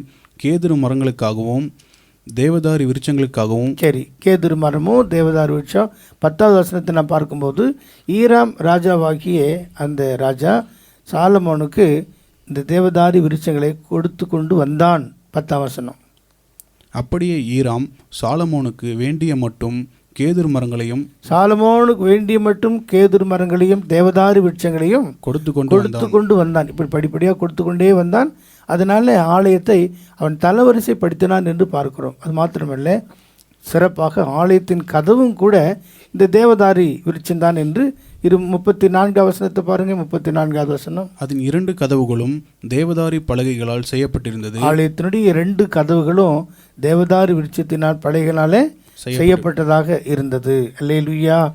ஆகவே இந்த சாலமோனுடைய ஆலயத்திலே தேவதாரி விருட்சம் எல்லாவற்றுக்கும் பயன்படுகிறது. தலவரிசைப்படுத்துகிறான், கதவுகளை வைக்கிறான். இது மாத்திரமல்ல, எல்லாமே பொன் தகட்டினாலே மூடப்பட்டது என்பதையும் நாம் அறிந்து கொள்ள வேண்டும். அது மாத்திரமல்ல, 2 சாமுவேல் புஸ்தகத்தில் 6ஆம் அதிகாரம் 5வது வசனத்தில் படிக்கும்போது இந்த தேவதாரி விருட்சம்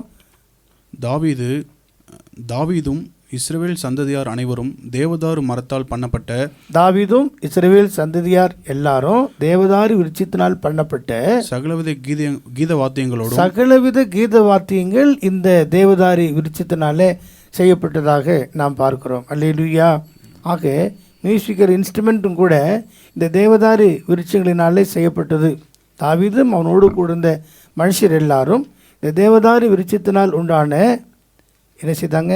கீத வாத்தியங்களை வாசித்து கொண்டு உடன்படிக்கை பெட்டிக்கு முன்பாக குதித்து நடனம் பண்ணி சந்தோஷப்பட்டு மிக ஆரவாரத்தோடு தேவனுடைய வீட்டுக்கு கொண்டு வருகிறதை நாம் இங்கே பார்க்கிறோம். பிரியமானவர்களே, இப்படி தேவனுடைய ஆலயத்தில் மியூசிக்கல் இன்ஸ்ட்ருமெண்ட் தேவைதான். ஆனால் ராக் மியூசிக் தேவையில்லை. ராக் மியூசிக்கோ அல்லது கலராக டிஸ்கோ லைட் போட்டோ அப்படிப்பட்ட காரியத்தை தேவன் விரும்புவதில்லை. ஆனால் தேவன் விரும்புகிற ஒரு பரிசுத்த ஒரு ஆலயமாக நாம் இருக்க வேண்டும் என்று சொன்னால் இங்கே தேவதாரு விருட்சத்தினால் செய்யப்பட்ட அந்த கீத வாத்தியங்கள் அவசியமாக இருக்கிறது. ஆகவே தான் நம்முடைய ஆராதனையில் பாடல் ஒரு பெரும் பகுதியாகவே காணப்படுகிறதை நாம் பார்க்கிறோம். அல்லேலூயா. சில இடங்களில் புகை போடுறதும் கடல் லைட்டு போடுகிறதுமாக ரொம்ப கொண்டாட்டம் பண்ணுறாங்க. இதெல்லாம் தேவன் விரும்புகிற காரியம் அல்ல. ஆலயத்தில் மியூசிக் இன்ஸ்ட்ருமெண்ட் தேவைதான். ஆனால் அவைகள் எல்லாமே ஆவியோடும் பாடி கருத்தோடும் பாடி கர்த்தரை மகிமைப்படுத்தக்கூடியதாக, ஆண்டவர் அதை குறித்து சந்தோஷப்படக்கூடியதாக இருக்க வேண்டும். ஆகவே தான் 2 சாமுவேல் 6ஆம் அதிகாரம் 5ஆம் வசனத்தில் கீதவாத்திய கருவிகளும் கூட இந்த தேவதாரி விருட்சத்தினாலே செய்யப்பட்டதாய் நாம் பார்க்கிறோம். அது மட்டுமல்ல, 2 நாளாகமும் 3ஆம் அதிகாரம் 5ஆம் வசனத்தை நாம் வாசிக்கும்போது இந்த ஆலயத்தினுடைய பெரிய மாளிகை என்று அங்கே சொல்லப்பட்டிருக்கிறது. 2 நாளாகமும் 3:5. ஆலயத்தின் பெரிய மாளிகையை தேவதாரு பலகைகளினால் செய்து ஆலயத்தின் பெரிய மாளிகையையும் தேவதாரு பலகையினால் செய்து அங்கே சிறப்பாக செய்கிறதை நாம் பார்க்கிறோம். ஆகவே தேவனுடைய ஆலயத்தில் கேதுரு மரம் மாத்திரமல்ல, இங்கே சொல்லப்பட்டிருக்கிற தேவதாரு விருட்சமும் மிக சிறப்பான இடத்துல பங்கு பெற்றதை நாம் பார்க்கிறோம். அதே போல் நாமும் நம்முடைய ஆவிக்குரிய வாழ்க்கையில் தேவனுடைய ஆலயத்தில் மிக சிறப்பான இடத்திலே காணப்படணும். கதவுகளை செய்தான், தலவரிசைப்படுத்தினான். மியூசிக் இன்ஸ்ட்ருமெண்ட் அங்கே அந்த தேவதாரு விருட்சத்தினால் செய்யப்படுகிறது. ஆலயத்தின் பெரிய மாளிகையை தேவதாரு விருட்சங்களின் பலகையினாலே அங்கே செய்தான் என்றெல்லாம் நாம் பார்க்கிறோம். 104வது சங்கீதத்தில் 17வது வசனத்தை படிக்கும்போது இந்த தேவதாரு விருட்சம் அங்கே குருவிகள் கூடு கட்டும் தேவதாரு விருட்சங்கள் கொக்குகளின் குடியிருப்பு.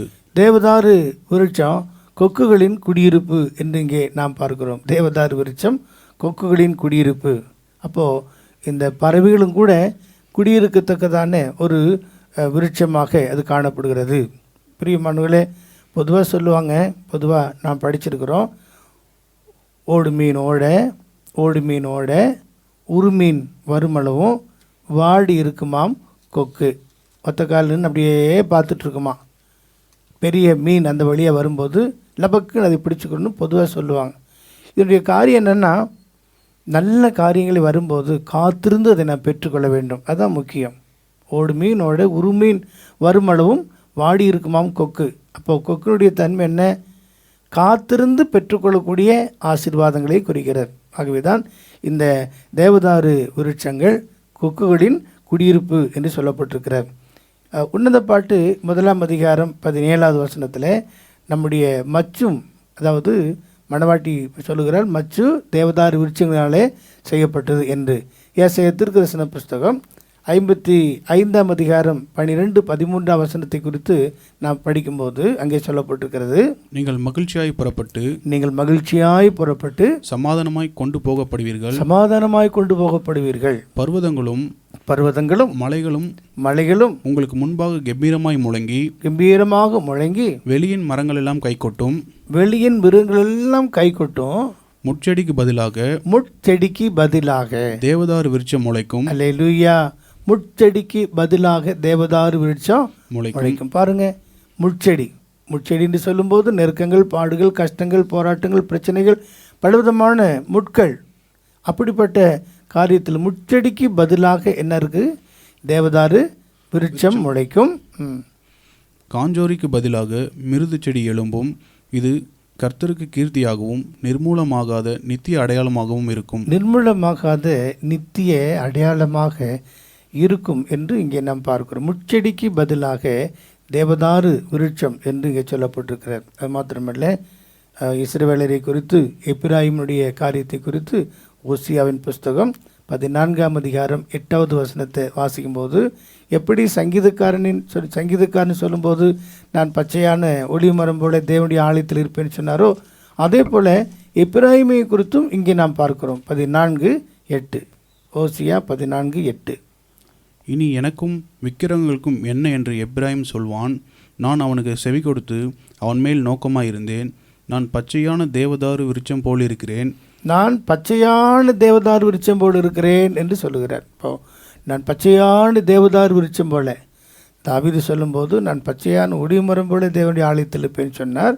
இங்கே எப்பிராயிம் சொல்லும்போது நான் பச்சையான தேவதாரு விருட்சம் போல இருக்கிறேன் என்று சொல்லுகிறார். ஆகவே பிரியமானவர்களே, தேவதாரு விருட்சமும் கூட தேவனுடைய ஆலயத்தினுடைய சிறப்பான இடங்களை எடுத்துக்கொண்டு அதன் மூலமாக தேவன் மகிமைப்படுகிறதை இந்த ஏசாயா 55:13 வசனத்தின் கடைசியிலே நாம் வாசித்தோம். ஏசாயா 55:13 வசனத்தின் கடைசி வார்த்தை, அது கர்த்தருக்கு கீர்த்தியாகவும் நிர்மூலமாகாத நித்திய அடையாளமாகவும் இருக்கும். கர்த்தருக்கு கீர்த்தியாகவும் நிர்மூலமாகாத நித்திய அடையாளமாக கர்த்தர் வைக்கக்கூடியவராக இருக்கிறார்.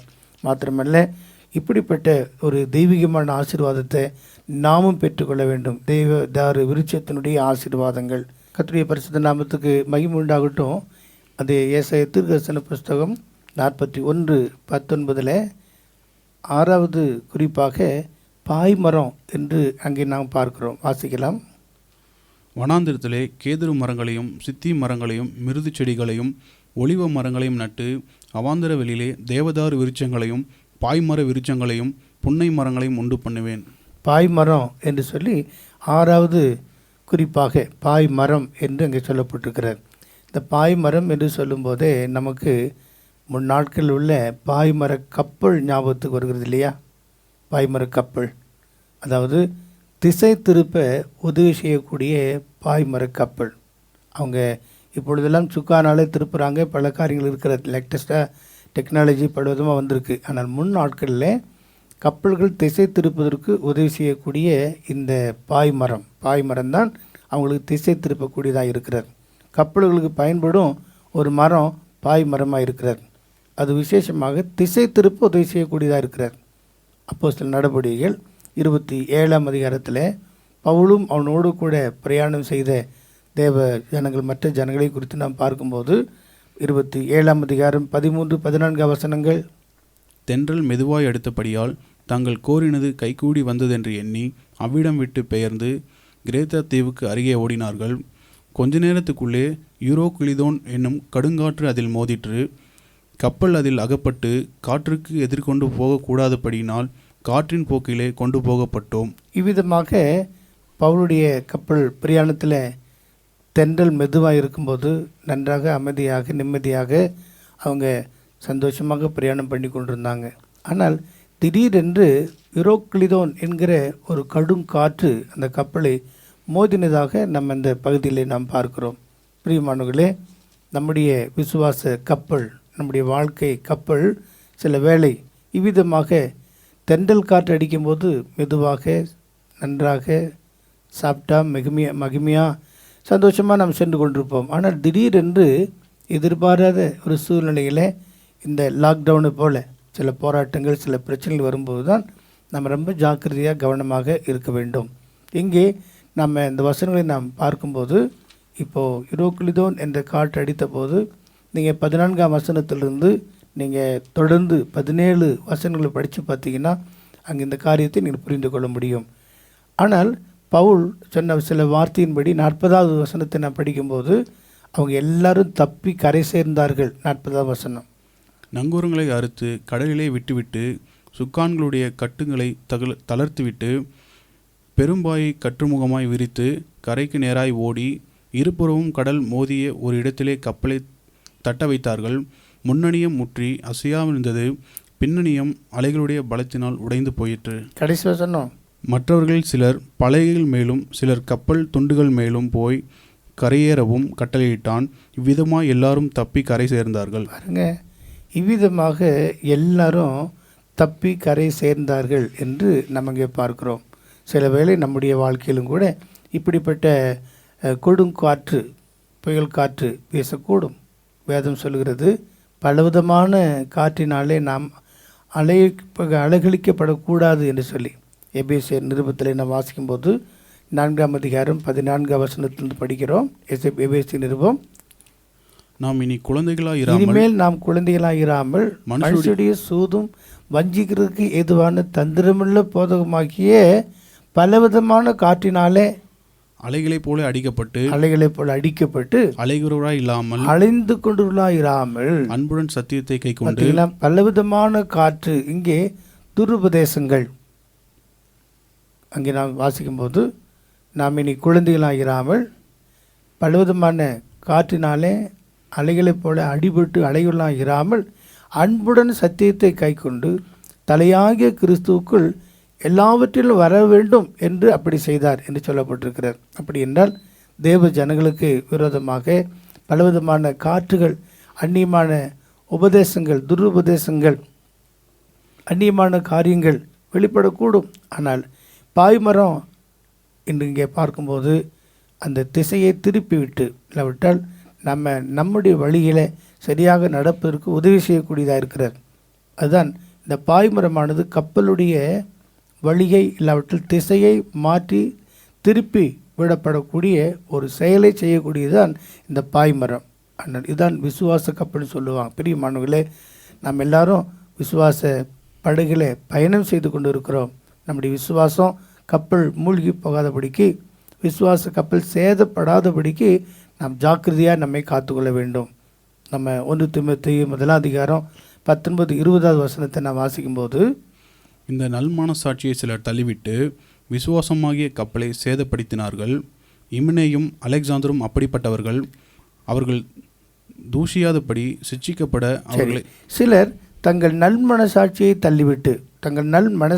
தள்ளிவிட்டு தங்கள் விசுவாசமாகிய கப்பலை சேதப்படுத்தினார்கள். அந்த வரிசையில் இமினேயும் அலெக்சாந்தரும் இப்படிப்பட்டவர்கள் என்று சொல்லி நமக்கு எச்சரிப்பாக சொல்லப்பட்டிருக்கிற இந்த காரியத்தை நாம் அறிந்து நம்முடைய விசுவாசத்தில் இல்லாவிட்டால் நம்முடைய விசுவாச கப்பல் சேதமடையாதபடிக்கு பாய்மர கப்பல் எவ்விதமாய் அந்த திசையை மாற்றி திருப்பிக் கொள்கிறது, அதுபோல் நாம் எப்போதும் நம்முடைய நேர்பாதையில் விசுவாசத்துக்கு நல்ல போராட்டம் போராட காத்துக்கொள்ள ஆண்டவர் நமக்கு உதவி செய்வாராக. அது மாத்திரமல்ல, கொலோசியர் 2ஆம் அதிகாரம் 2ஆம் வசனத்திலிருந்து நாம் படிக்கும்போது, யாரும் நம்ம வஞ்சிக்காதபடி, நம்ம ஏமாற்றாதபடி, நம்ம திசை மாறி விடாதபடிக்கு நம்ம காத்துக்கொள்ளணும்.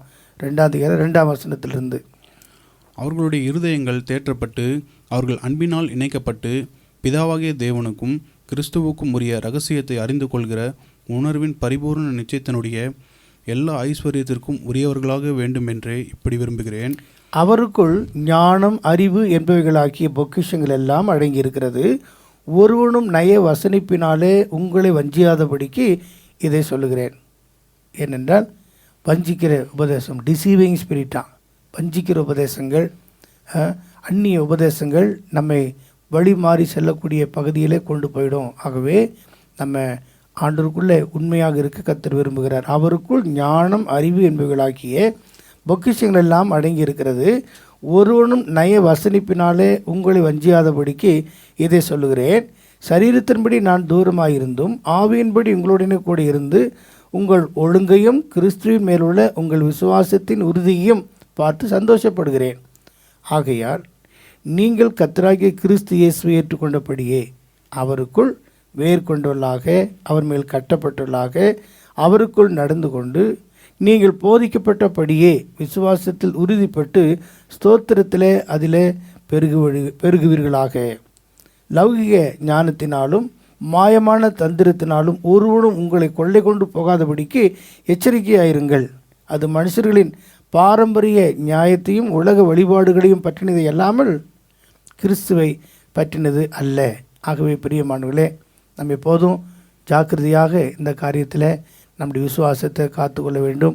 விசுவாச கப்பல் சேதமடையாதபடி நம்முடைய மனசாட்சியை காத்துக்கொள்ள வேண்டும். தீமோத்தேயுவில் வாசிக்கிறோம், விசுவாசத்தின் ரகசியத்தை சுத்த மனசாட்சியிலே காத்துக்கொள்ளலாம் இருக்க வேண்டுமாம். விசுவாசத்தின் ரகசியத்தை சுத்த மனசாட்சியிலே காத்துக்கொள்ள வேண்டும். ஆகவே நம்மை வழி விலகி செல்லக்கூடிய எந்த ஒரு காரியத்துக்கு நாம் தப்பித்துக்கொள்ள வேண்டும் என்றால் பாய்மர கப்பலை போல நாம் அதிலிருந்து விலகி காத்துக்கொள்ள வேண்டும். பிரியமானவர்களே, பெந்தகோஸ்தே சத்தியத்திற்குத்தான் நாம் முக்கியத்துவம் கொடுக்க வேண்டும் ஒழிய பெந்தகோஸ்தே பாரம்பரியத்துக்கு நாம் முக்கியத்துவம் கொடுக்கக்கூடாது. ட்ரெடிஷன் என்று சொல்லுவாங்க. பெண்டிகாஸ்டல் ட்ரெடிஷன் இதுக்கு அதனை இடம் கொடுக்கக்கூடாது. பெந்தகோஸ்தே சத்தியத்திற்கு நாம் முக்கியமாக இடம் கொடுத்து சத்தியத்திற்கு கீழ்ப்படிவோம் என்றால் நம் மாறுபாடான சந்ததி விட்டு விலகி நம்மை ரட்சித்து கொள்ள முடியும். ஆகவே தான் இந்த உபதேசத்தின் அடிப்படையில் நம்முடைய விசுவாச கப்பல் சேதமடையாதபடி காத்துக்கொள்ள வேண்டும். நிறைவாக மணவாட்டியை குறித்து நாம் பார்க்கும்போது, அதாவது நீதிமொழிகள் 31ஆம் அதிகாரம் 14வது வசனமா 31-14, அவள் வியாபார கப்பலை போல் இருக்கிறாள். அவள் வியாபார கப்பலை போல் இருக்கிறாள். தூரத்திலிருந்து தன் ஆகாரத்தை கொண்டு வருகிறாள். தூரத்திலிருந்து தன் ஆகாரத்தை கொண்டு வருகிறாள் என்று இங்கே நாம் பார்க்கிறோம். அப்படி என்றால் யார் வியாபார கப்பலை போல் இருக்கிறது? மணவாட்டி. 10வது வசனம், குணசாலியான ஸ்திரியை கண்டுபிடிப்பவன் யார்? அவளுடைய விலை முத்துக்களை பார்க்கலும் உயர்ந்தது. அவளுடைய விலை முத்துக்களை பார்க்கலும் உயர்ந்தது என்று சொல்லி இங்கே நாம் பார்க்கிறோம். ஆகவே இந்த குணசாலியான ஸ்திரீ இல்லாவிட்டால் மணவாட்டி எவ்வளோ சிறப்பாக இருக்கிறாள். அவள் வியாபார கப்பலை போல் இருக்கிறாள். சாதாரண கப்பல் அல்ல, வியாபார கப்பலை போல் இருக்கிறாள். ஒருவேளை உங்களுக்கு நேரம் இருக்கும் என்றால் இந்த 31வது நீதிமொழி 31வது அதிகாரத்தினுடைய 10வது வசனத்திலிருந்து இறுதி வரைக்கும், அதாவது 29வது வசனம் வரைக்கும் நீ படித்து பார்த்தீங்கன்னா அந்த வியாபார கப்பலை போல் இருக்கிற குணசாலியான ஸ்திரீக்கு 7 விதமான அனுபவங்கள் இருக்கிறதை நாம் பார்க்க முடியும். வேண்டுமென்றால் குறித்து கொள்ளுங்கள். 11-12வது வசனம், 13-15வது வசனம், 16-18வது வசனங்கள், 19-21, 22-24, 25-27, 28-29 ஆகிய இந்த வசனங்களை பார்த்தீங்கன்னா இந்த குணசாலியான ஸ்திரீக்கு, வியாபார கப்பலை போல் இருக்கிற இந்த ஸ்திரீக்கு 7 விதமான ஆசீர்வாதங்கள் இருக்கிறதை நாம் பார்க்கிறோம். நான் வாசிக்க கேட்ட அந்த வசனத்தில் அவள் வியாபார கப்பலை போல் இருக்கிறாள், தூரத்திலிருந்து தன் ஆகாரத்தை கொண்டு வருகிறாள். 18ஆம் வசனம், தன் வியாபாரம் பிரயோஜனம் உள்ளதென்று இருக்கிறாள். தன் வியாபாரம் பிரயோஜனம் உள்ளதென்று அறிந்திருக்கிறாள். இரவில் அவள் விளக்கு அணையாதிருக்கும். அவள் சுறுசுறுப்பாக இருக்கிறதை நாம் பார்க்கிறோம். ஆகவே இந்த பாய்மரம் என்று சொல்வது நம்முடைய விசுவாச கப்பலை சேதப்படுத்தாதபடிக்கு நம்மை காத்துக்கொள்ளக்கூடிய ஒரு அனுபவமாக இருக்கிறது. நம்முடைய ஆண்டவராக இயேசு கிறிஸ்து வரும்போது நாம் மணவாட்டியாக காணப்படணும்னா விசுவாசமுள்ள ஒரு அனுபவத்தை வைத்து கொள்ள வேண்டும். விசுவாசத்தினால்தான் நீதிமான் பிழைப்பான். மனுஷகுமாரன் வரும்போது நமக்குள்ள விசுவாசத்தை எதிர்பார்க்கிறார். கடைசியை நாம் பார்க்கிறோம். ஏசாயா 41:19 வசனத்தில் புன்னை மரம் என்று அங்கே வாசிக்கிறோம். புன்னை மரம் கடைசியில் பார்க்கும்போது புன்னை மரம், இந்த ஒரு புன்னை மரம் என்று சொல்லுகிற இந்த வகையான ஒரு மரத்தின் விதையிலிருந்து எண்ணெய் எடுக்கிறாங்க, இல்லாட்டி எண்ணெய் எடுக்க உதவி செய்கிறது. ஆக இந்த புன்னை மரத்தினுடைய அந்த விதைகள் எண்ணெய் எடுக்க உதவுகிறது. எப்படி ஆலிவ் மரத்தினால இல்லாட்டால் ஒலிவு மரத்தினால நம்ம ஆலிவ் ஆயில் உண்டாக்குறாங்களோ அதுபோல் புன்னை மரத்தினாலே ஒரு விதமான எண்ணெயை உண்டு பண்ணுகிறாங்க. இந்த எண்ணெய் என்று சொல்வது முகக்கலையை உண்டு பண்ணுகிற எண்ணெய் என்று வேதம் சொல்கிறது. நமக்கு முகக்கலையை உண்டு பண்ணுகிற ஒரு எண்ணெய் இது நமக்கு அவசியமாக இருக்கிறது. எல்லாவற்றிலும் பார்க்க நம்ம பழைய ஏற்பாட்டில் இந்த எண்ணெய் என்று சொல்வது படிக்கலாம். படிக்க வேண்டாம். நீங்கள் லேவியராம் புஸ்தகத்தில் பார்த்தீங்கன்னா போஜன பலியில் எல்லாம் எண்ணெய் சேர்க்கப்பட வேண்டும் என்று சொல்லப்பட்டிருக்கிறது. இவைகளில் எல்லாம் பார்க்க போஜன பலியில் எண்ணெய் சேர்த்தால்தான், போஜன பலியில் எண்ணெய் சேர்த்தால்தான் மெல்லிய மாவு பிசைந்து ஒன்றாக்கப்பட்டு அது ஒரு அப்பமாக மாற முடியும். ஆகவே எண்ணெய் இல்லாமல் அந்த மெல்லிய மாவு அப்பமாய் மாற முடியாது. அதுபோல் நம்ம மெல்லிய மாவாக்கப்பட்ட தேவ ஜனமாக இருந்தாலும் அபிஷேகமாகிய எண்ணெய் தான் நம்மை ஒன்றாக்குகிறது. நம்ம தேவ சித்தம் செய்கிற போஜனபடியாக நாம் இருக்க வேண்டும் என்றால் யோவான் 4:34 இயேசு ஆண்டு சொல்கிறது போல, யோவான் 4:34 இயேசு அவர்களை நோக்கி, நான் என்னை அனுப்பினவருடைய சித்தத்தின்படி செய்து அவருடைய கிரியை முடிப்பதே என்னுடைய போஜனமாக இருக்கிறது. என்னை அனுப்பினுடைய சித்தத்தின்படி செய்து அவருடைய கிரியையை முடிப்பது தான் என்னுடைய போஜனம் என்று இயேசு சொன்னார். அதுபோல் நம்மை குறித்தும் தேவன் நோக்க வச்சிருக்கிறாரு. நம்ம ஒவ்வொருத்தரையும் தேவன் தெரிந்து கொண்ட அழைத்த நோக்கம் அவர் வச்சிருக்கிறார். அதன்படி நம்ம மெல்லிய மாவாக்கப்பட்டாலும் ஒன்றாக்கப்படுவதற்கு பரிசுத்த ஆவியானவர் தான் நமக்கு ஒத்தாசையாக இருக்கிறார். எண்ணெய் சேர்க்கப்படும் போது தான் அந்த மெல்லிய மாவு அது அப்பமாக மாறுகிறது. ஆகவே போஜன பலியில் எண்ணெய் சேர்ப்பது போல நம்முடைய தேவ பக்தியின் காரியத்தில் நாம் தேவ சித்தம் செய்ய வேண்டும் என்றால் எண்ணெய் சேர்க்கப்பட வேண்டும். அபிஷேகத்தினால் தான் நாம் உண்டாக்கப்படுகிறோம். பிரியமானவர்களே, 1 ராஜாக்கள் 17ஆம் அதிகாரம் நீங்கள் 10வது வசனத்திலிருந்து நாம் பார்க்கும்போது எலியாவின் நாட்களே நடந்த ஒரு சம்பவம். சாரிபாத் ஊர் விதவியினுடைய வீட்டிலே ஒரு அற்புதம் நடந்தது. அவங்களுக்கு என்ன குறை, என்னென்னா வாசிப்போம். 10ஆம் அதிகாரம் 17ஆம் அதிகாரம் 10வது வசனத்திலிருந்து. அப்படியே அவன் எழுந்து சாரிபாத்துக்கு போனான். அந்த பட்டணத்தின் ஒளிமுக வாசலுக்கு அவன் வந்தபோது அங்கே ஒரு விதவை விறகு பொறுக்கி கொண்டிருந்தாள். அவன் அவளை பார்த்து கூப்பிட்டு, நான் குடிக்கிறது கொஞ்சம் தண்ணீர் ஒரு பாத்திரத்தில் எனக்கு கொண்டு வா என்றான். கொண்டு வர அவள் போகிற போது அவன் அவளை நோக்கி கூப்பிட்டு, கொஞ்சம் அப்பமும் உன் கையிலே எனக்கு கொண்டு வா என்றான். அதற்கு அவள், பானையில் ஒரு பிடி மாவும் கலயத்தில் கொஞ்சம் எண்ணெயும் அல்லாமல். அங்கே கொஞ்சம் எண்ணெய் தான் இருந்தது என்று அவள் சொல்லுகிறாள். ஆனால் எலியா சொல்லும்போது, முதலாவது இனி எனக்கு ஒரு அப்பத்தை செய்து கொண்டு வந்து கொடு என்று சொன்னார். அதே மாதிரி அவள் செய்து கொண்டு வந்து கொடுக்கிறாள். அதுக்கப்புறம் 15-16 வசனத்தை வாசிக்கும்போது, அவள் போய் எலியாவின் சொற்படி செய்தாள். அவளும் இவனும் அவள் வீட்டாரும் அநேக நாள் சாப்பிட்டார்கள். அல்லேலூயா. பாருங்க, அவள் எலியாவின் சொற்படி செய்ததுனால என்னையும் குறையல, ஜீவித்துக்கு வேண்டிய ஆகாரத்துக்கு வேண்டிய காரியமும் குறையாமல் இருந்தது என்பதை நாம் இங்கே பார்க்கிறோம். அப்படி என்றால் எலியாவை அவள் போஷித்தால் எலியாவின் நாட்களில் இந்த ஒரு அற்புதம் நடந்தது. தேவனுடைய ஊழியர்களுக்காக நம்ம எதை செய்தாலும் அது நிமித்தமாக கர்த்தர் நம்முடைய தேவையெல்லாம் சந்தித்து நம்மை போஷித்து காப்பாற்ற வல்லவராக இருக்கிறார். அதே போல் 2 ராஜாக்களின் புஸ்தகம் 4ஆம் அதிகாரத்தில் எலிசாவின் நாட்களில் நடந்த சம்பவம். தீர்க்கதரிசியின் புத்திரரில் ஒருவள் தன்னுடைய பிள்ளைகள் கடன் பிரச்சனையினாலே அடிமை கொள்ளும்படியாக அங்கே சொல்லப்படுகிற காரியத்தை நாம் பார்க்கிறோம். அப்பொழுது எலிசா அவர்களுக்கு ஒரு கட்டளை கொடுக்கிறான். 3-4 வசனங்கள். அப்பொழுது அவன், நீ போய் உன்னுடைய அயலான் வீட்டுக்காரன் எல்லாரிடத்திலும் அநேகம் வெறும் பாத்திரங்களை கேட்டு வாங்கி உள்ளே போய் உன் பிள்ளைகளுடன் உன்னை நின்று கதவை பூட்டி அந்த பாத்திரங்கள் எல்லாவற்றிலும் வார்த்து நிறைந்தது ஒரு பக்கத்தில் வை என்றான். தோத்திரம். அல்லேலூயா. கீழே நீங்கள் 7ஆம் வசனம் வரை நான் படிக்கும்போது அங்கே கொஞ்சம்தான் எண்ணெய் இருந்தது. அந்த ஒரு கூட எண்ணெய் இல்லாமல் வேறு இல்லை. அந்த கடன் தீர்க்கப்படுவதற்கு இப்போது வெறும் பாத்திரங்களை அண்டை வீடுகளெலாம் கேட்டு வாங்கி அதில் எண்ணெய் வார்க்கிறாள். அது நிறைய வருகிறது. இன்னொரு பாத்திரம் கொண்டு வா என்று சொல்லும்போது பாத்திரம் இல்லை என்னுடனே எண்ணெய் நின்று போயிற்று. நீங்கள் 7வது வசனத்தை நான் படிக்கும்போது எலிசாவின் நாட்களில் இப்படியும் ஒரு அற்புதம் நடந்தது. 7ஆம் வசனம். அவள் போய் தேவனுடைய மனுஷனுக்கு அதை அறிவித்தாள். அப்பொழுது அவன், நீ போய் அந்த எண்ணெயை விற்று. எலிசாவுடைய வார்த்தைக்கு கீழ்ப்படிந்து அவள் செயல்பட்டதுனால எண்ணெயை விற்று உன் கடனையும் தீர்த்தது, மீந்ததை கொண்டு நீயும் உன் பிள்ளைகளும் ஜீவனம் பண்ணுங்கள் என்றான். நீயும் உன் பிள்ளைகளும் ஜீவனம் பண்ணுங்கள் என்று சொன்னான். பாருங்கள், எலியாவை போஷித்த அந்த சாரிபாத் ஒரு விதவியினுடைய தேவைகள் சந்திக்கப்பட்டு பஞ்ச காலத்தில் உயிரோடு காக்கப்பட்டாங்க. அதே போல் எலிசாவின் நாட்களில் நடந்த இந்த காரியத்தில் கடன் தீர்க்கப்பட்டது மட்டுமல்ல, அவங்க ஜீவனத்துக்கு வழி திறக்கப்பட்டதை நாம் பார்க்கிறோம். கர்த்தருடைய ஊழியர்களுக்காக நாம் எதை செய்தாலும் கர்த்தர் அதை கணக்கில் வைத்து அங்கே அற்புதத்தை செய்யக்கூடிய ஒரு காரியமாக இருக்கிறது. ஆக அங்கே 2 பகுதியிலையும் நாம் பார்க்கிறோம், எண்ணெய் அங்கே குறையவில்லை, எண்ணெய் அங்கே சந்திக்கப்படுகிறது. அதனால கடன் தீர்க்கப்படுகிறது, ஜீவனத்துக்கு தேவையான எல்லாம் சந்திக்கப்படுகிறது. அல்லேலூயா.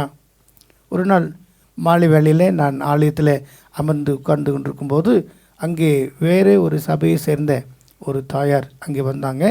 அந்த அம்மா கையில் ஒரு பாட்டில் கொண்டு வந்தாங்க. அந்த பாட்டில் அதில் என்ன என்று கேட்டேன். இது தேங்காய் எண்ணெய் என்று சொன்னாங்க. அப்போ நான் கேட்டேன், ஜெபிக்கவா என்று சொல்லி. இல்லை இல்லை, நாங்கள் எங்கள் வீட்டில் தேங்காய் எண்ணெய் ஆட்டின்னு எடுத்தோம், அதிலிருந்து ஒரு காணிக்கை கொடுக்க வேண்டும் என்கிற ஒரு வாஞ்சி எங்களுக்கு வந்தது, அதனால் இந்த தேங்காய் எண்ணெயை நாங்கள் கொண்டு வந்தோம் என்று சொன்னார்கள். அல்லேலூயா. அப்படி என்றால் அந்த ஒரு சிந்தை, அந்த தாயாருக்கு அந்த சிந்தை, இந்த நல்ல தேங்காய் எண்ணெயினுடைய ஒரு பகுதியை ஆலயத்துக்கு காணிக்கையாக கொடுக்க வேண்டும் என்று சொல்லி அவங்க சந்தோஷமாக கொண்டு வந்து கொடுத்தாங்க. ரொம்ப அவங்களை குறித்து ரொம்ப சந்தோஷப்பட்டேன். நெகேமியாவின் புஸ்தகத்தில் நான் வாசிக்கும்போது 13ஆம் அதிகாரம் 5ஆம் வசனம் எனக்கு ஞாபகம் வந்தது. முற்காலத்தில் காணிக்கைகளும் சாம்பிராணிகளையும், முற்காலத்திலே காணிக்கைகளையும் சாம்பிராணிகளையும் பனிமுட்டுகளும் லேவியருக்கும் பாடகருக்கும் வாசல் காவலாளருக்கும் கட்டளை பண்ணப்பட்ட தானியம் திராட்சரசம் எண்ணெய் என்பவைகளிலே தசம பாகம். சரி, எண்ணெய் என்பவைகளுக்கு கூட தசம பாகம். ரொம்ப ஆச்சரியமாக இருந்தது இந்த வசனத்தை பார்க்கும்போது. அங்கே தானியம், திராட்சரசம், எண்ணெய் இவைகளெல்லாம் தசம பாகமும் ஆசாரியரை சேருகிற படைப்பான காணிக்கைகளும் வைக்கப்பட்டிருந்த இடத்தில் ஒரு பெரிய விதமாக ஒரு அங்கே காரியம் நடந்ததை நாம் பார்த்தோம். அதே போல் இந்த அருமையான தாயார் கொண்டு வந்த காணிக்கை குறித்து மிக சந்தோஷமாக இருந்தது. ஆகவே பிரியமானவர்களே, நெகேமியாவின் சீர்திருத்தத்தின் காரியத்தில் இந்த ஒரு பகுதியை நாம் நெகேமியா 13:5 நாம் பார்க்கிறோம். தாவீதும் கூட இந்த எண்ணெயை குறித்து சொல்லும்போது அவர் என் தலை எண்ணெயினால் அபிஷேகம் பண்ணினார். 23ஆம் சங்கீதம் எல்லாருக்கும் தெரியும், வாசிங்க 5ஆம் வசனம். என் சத்துருக்களுக்கு முன்பாக நீர் எனக்கு ஒரு பந்தியை ஆயத்தப்படுத்தி, சத்துருக்களுக்கு முன்பாக பந்தியை ஆயத்தப்படுத்தி என் தலையை எண்ணெயால் அபிஷேகம் பண்ணுகிறீர். சத்துருக்களுக்கு முன்பாக நீர் எனக்கு ஒரு பந்தியை ஆயத்தப்படுத்தி எண்ணெயினால அபிஷேகம் பண்ணினார் என்று. அப்போ அபிஷேகம் எண்ணெய் இல்லைன்னா அபிஷேக தைலம் என்று நாம் பார்க்கிறோம். 141வது சங்கீதம் 5வது வசனத்தை நாம் பார்க்கும்போது, நீதிமான் என்னை தயவாய் குட்டி என்னை கடிந்து கொள்ளட்டும். 141 5ஆம் வசனத்தை நாம் படிக்கும்போது, நீதிமான் என்னை தயவாக குட்டி என்னை கடிந்து கொள்ளட்டும். அது என் தலைக்கு எண்ணெய் போல் இருக்கும். அது என் தலைக்கு எண்ணெயை போல் இருக்கும். நீதிமான் என்னை தயவாய் குட்டி என்னை கடிந்து கொள்ளட்டும் என்று சங்கீதக்காரன் சொல்லுவார். இன்றைக்கி அப்படி விரும்புகிறோமா? இன்னைக்கு கடிந்து கொள்வதில் நம்ம ஏற்றுக்கொள்ள முடியுமா? கடிந்து கொள்வதனால நாம் சீர்பட முடியுமா? எபிரேய நிருபத்திலே நாம் பார்க்கும் பொழுது அங்கே வித்தியாசமாக சொல்லப்பட்டிருக்கு, எவ்வளோ காரியம் சொல்லப்பட்டிருக்கிறார். அது மட்டுமல்ல, நீதிமொழிகள் 12:1 29:1 இந்த 2 பகுதியை நாம் படிக்கும்போது, புத்திமதிகளை விரும்புகிறவன் அறிவை விரும்புகிறான், கடிந்து கொள்ளுதலை வெறுக்கிறவனோ மிருக குணமுள்ளவன். கடிந்து கொள்ளுதலை வெறுக்கிறவன் மிருக குணமுள்ள என்று சொல்லப்பட்டிருக்கிற 29ஆம் சங்கீதத்திலும் அப்படி தான் சொல்லப்பட்டிருக்கிற சில காரியங்களை நாம் படிக்க முடியும். அடிக்கடி கடிந்து கொள்ளப்பட்டும் தன் பிடரையை கடினப்படுத்துகிறவன் சகாயமின்றி சடிதில் நாசமடைவான். பாருங்க, அப்படி என்றால் கடிந்து கொள்ளுதலை நாம் என்ன செய்யக்கூடாது? வெறுக்கக்கூடாது என்பதை நாம் பார்க்கிறோம். எபிரேய நிருபத்தில் நாம் படிக்கும்போது எபிரேயர் 12:11 எந்த சிற்சையும் தற்காலத்தில் சந்தோஷமாய் காணாமல் துக்கமாய் காணும், ஆகிலும் பிற்காலத்தில் அதில் பழகினவர்களுக்கு அது நீதியாகிய சமாதான பலனை தரும். இல்லையா? இதை நாம் அறிந்து கொள்ள வேண்டும். எதுக்காக கண்டிக்கிறாங்க, சிரிச்சிக்கிறாங்க, எதுக்காக கடிந்து கொள்கிறாங்கங்கிறத புரியாமல் இருக்கக்கூடாது. அதே பகுதியில் 9ஆம் வசனத்தை நான் படிக்கும்போது, நம்முடைய சரீரத்தின் தகப்பன்மார் நம்மை சிற்றிக்கும்போது அவர்களுக்கு நாம் அஞ்சி நடந்திருக்க நாம் பிழைத்திருக்கத்தக்கதாக ஆவிகளின் பிதாவுக்கு வெகு அதிகமாய் அடங்கி நடக்க வேண்டுமல்லவா? அவர்கள் தங்களுக்கு நலமென்று தோன்றினபடி கொஞ்ச காலம் சிற்றித்தார்கள். இவரோ, நம்முடைய ஆண்டவர் இயேசு கிறிஸ்து சொல்லப்பட்டிருக்கு, இவரோ தம்முடைய பரிசுத்தத்துக்கு நாம் பங்குள்ளாகும் பொருட்டு நம்முடைய பிரயோஜனத்துக்காகவே நம்மை சிற்றிக்கிறார். ஆகவே இந்த வசனத்தின் அடிப்படையில் நாம் பார்க்கும்போது 141 சங்கீதம் 5வது வசனத்தில், நீதிமான் என்னை தயவாய் கூட்டி என்னை கடிந்து கொள்ளட்டும், அது என் தலைக்கு எண்ணெயை போல் இருக்குன்னு சொல்கிறார். இப்படி நாம் ஏற்றுக்கொள்ள முடிகிறதா? கடிந்து கொள்ளுதலை வெறுக்கிறோமா? அல்லது கடிந்து கொள்ளுதலை குறித்து நாம் தவறாக யோசிக்கிறோமா? பிரியமானவர்களே, கடிந்து கொள்ளுதலை ஏற்றுக்கொள்கிறவன் அவன் தேவனுடைய சித்தத்தின்படி செய்ய தன்னை அர்ப்பணிக்கிறதை நாம் பார்க்க முடியும். ஆகவே தான் பிரசங்கியின் புஸ்தகத்தில் 9ஆம் அதிகாரம் 8வது வசனம் சொல்கிறது, தலையில் எண்ணெய் குறையக்கூடாது. உன் வஸ்திரங்கள் எப்பொழுதும் வெள்ளையாயும் உன் வஸ்திரங்கள் எப்பொழுதும் வெள்ளையாயும் உன் தலைக்கு எண்ணெய் குறையாததாயும் உன் தலைக்கு எண்ணெய் குறையாததாயும் இருக்க வேண்டும் என்று சொல்லப்பட்டிருக்கிறது. என் தலைக்கு எண்ணெய் குறையக்கூடாது என்கிறார். இதுக்கு நம்ம கீழ்ப்படுகிறோமா? வஸ்திரம் எப்போது எப்படி இருக்கணுமா? வெள்ளையாக இருக்கணுமா? கார்மெண்ட் என்று சொல்லப்பட்டிருக்கு, ஒயிட்னு ஆங்கிலத்தில் சொல்லப்பட்டிருக்கு, வெள்ளையாக இருக்கணுமா? ஆக உங்கள் தலையில் எண்ணெய் குறையக்கூடாது. யோவேல் புஸ்தகத்தில் தீர்க்கதரிசி சொல்லும்போது இஸ்ரவேல் ஜனங்களுடைய வாழ்க்கையில் 1:10 நாம் வாசிக்கிறோம், எண்ணெய் மாண்டு போயிற்று என்று சொல்லி. படிங்க. வயல்வெளி பாலாயிற்று, பூமி துக்கம் கொண்டாடுகிறது. வயல்வெளி பாலாயிற்று, பூமி துக்கம் கொண்டாடுகிறது. விளைச்சல் அழிக்கப்பட்டது. புது திராட்சரசம் வற்றி போயிற்று. எல்லாமே போயிற்று. திராட்சரசம் வற்றி போயிற்று. எண்ணெய் மாண்டு போயிற்று. எண்ணெய் எல்லாமே மாண்டு போயிற்று என்று சொல்லப்பட்டிருக்கிறது. ஏனென்றால் தேவ ஜனங்கள் பின்வாங்கி தேவனை விட்டு தூரமாக போகும்போது சம்பவிக்கிற காரியங்கள்லாம் இதுதான். திராட்சரசம் வற்றி போய்விட்டது, எண்ணெய் மாண்டு போயிற்று. இதை குறித்து ஓசியா 12ஆம் அதிகாரம் 1வது வசனத்தில் நான் படிக்கும்போது இந்த எண்ணெய் எகிப்துக்கே திரும்ப கொண்டு போகப்படுகிறதா நான் படிக்கிறோம். எப்ராயிம் காற்றை மேய்ந்து கொண்டர் காற்றை பின்தொடர்கிறான். அவன் நாள்தோறும் பொய்யையும் கேட்டையும் வர்த்திக்க பண்ணி அசிரியருடைய உடன்படிக்கை பண்ணுகிறான். எகிப்துக்கு எண்ணெய் கொண்டு போகப்படுகிறது. எகிப்துக்கு எண்ணெய் கொண்டு போகப்படுகிறது. எங்கிருந்து தேவ ஜனங்கள் புறப்பட்டு வந்தாங்களோ அங்கேயே இந்த எண்ணெய் கொண்டு போகப்படுகிறதா நாம் பார்க்கிறோம். அப்படி என்றால் எவ்வளவு மோசமான ஒரு பின்மாற்றமான ஜீவியம் பாருங்கள். எப்பிராயிம் காற்றை மேய்ந்து கொண்டல் காற்றை பின்பற்றுகிறான். அந்த ஓசியா 11ஆம் அதிகாரம் கடைசி வசனத்தை நீங்கள் பார்த்தீங்கன்னா யூதாவை குறித்து சிறப்பாக சொல்லப்பட்டிருக்கிறது. எப்ராயிமர் பொய்களிலாலும் இஸ்ரவேல் வம்சத்தார் வஞ்சங்களினாலும் என்னை சூழ்ந்து கொண்டிருக்கிறார்கள். யூதாவோவெனில் இன்னும் தேவனோட அரசாண்டு பரிசுத்தவான்களோட உண்மையாயிருக்கிறார். தேவனோடு அரசாண்டு பரிசுத்தவான்களோடு உண்மையாயிருக்கிறவன் தான் யூதா.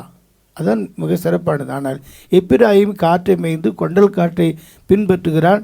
இங்கே சொல்லப்பட்டிருக்கிறது எண்ணெய் எகிப்துக்கே கொண்டு போகப்படுகிறதாக. எவ்வளவு பின்மாற்றமான காரியம்.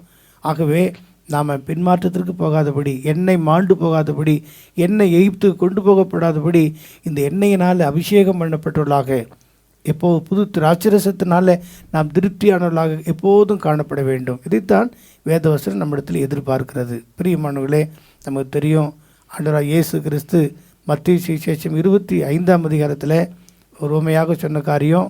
5ஆம் அதிகாரம் 3வது வசனம், 25:3.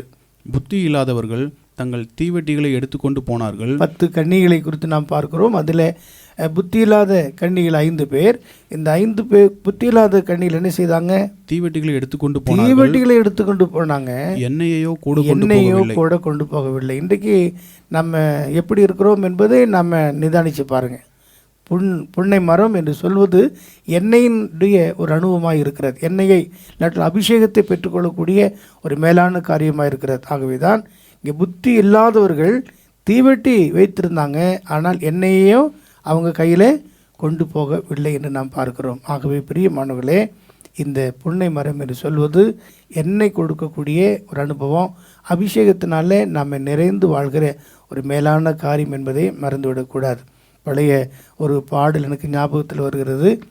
பெந்தகோஸ்தே பாடல் புத்தகத்தில் 40வது பாடல், எழுந்து வாரும் ஐயனே நசரேயன் இயேசுவே, எழுந்து வாரும் ஐயனே, எழுந்து வாரும் ஐயனே நசரேயன் இயேசுவே, எழுந்து வாரும் ஐயனே, தீவட்டியில் என்னை ஊற்றாக பாய்ந்திட தீவட்டியில் என்னை ஊற்றாக பாய்ந்திட, அட்ட பக்கமெல்லாம் பற்றியே எரிந்திட, அட்ட பக்கமெல்லாம் பற்றியே எரிந்திட, எழுந்து வாரும் ஐயனே நசரேயன் இயேசுவே, எழுந்து வாரும் ஐயனே.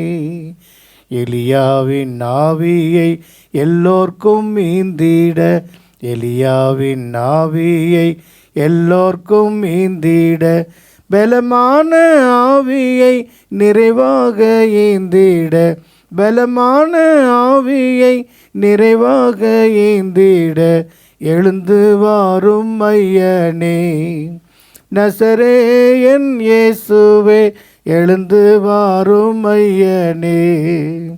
ஜபத்தினால் வல்லமை விமலா நீர் கண்டிட, ஜபத்தினால் வல்லமை விமலா நீர் கண்டிட, ஓயாத ஜபசிந்தை எல்லோர்க்கும் ஈந்திட, ஓயாத ஜபசிந்தை எல்லோர்க்கும் ஈந்திட, எழுந்து வாரும் ஐயனே நசரேயன் இயேசுவே, எழுந்து வாரும் ஐயனே.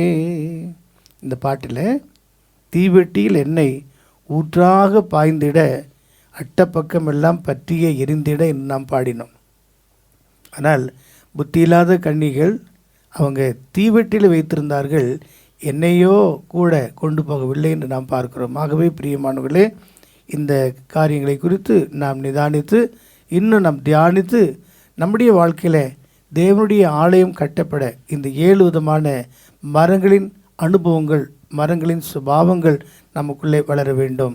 கேதுரு மரம், சித்தி மரம், மிருது செடி, ஒளிவு மரம், தேவதாரு விருட்சம், பாய் மரம், புன்னை மரம் என்று சொல்லக்கூடிய இத்தனை காரியங்களிலேயும் உண்டான அந்த அனுபவங்கள் நமக்குள்ளே இருக்கும் என்றால் நாம் தேவனுடைய ஆலயமாக இருப்போம். இதைத்தான் நாம் ஆகாயின் புஸ்தகம் 1ஆம் அதிகாரம் 8ஆம் வசனத்தில் நாம் வாசிக்கும்போது, மலையின் மேல் நீங்கள் ஏறி போய் மரங்களை வெட்டி கொண்டு வந்து எனக்கு ஆலயத்தை கட்டுங்கள், அதனாலே நான் பிரியப்படுவேன், அதனால் நான் மகிமைப்படுவேன் என்றும் அவர் சொல்லியிருக்கிறார்.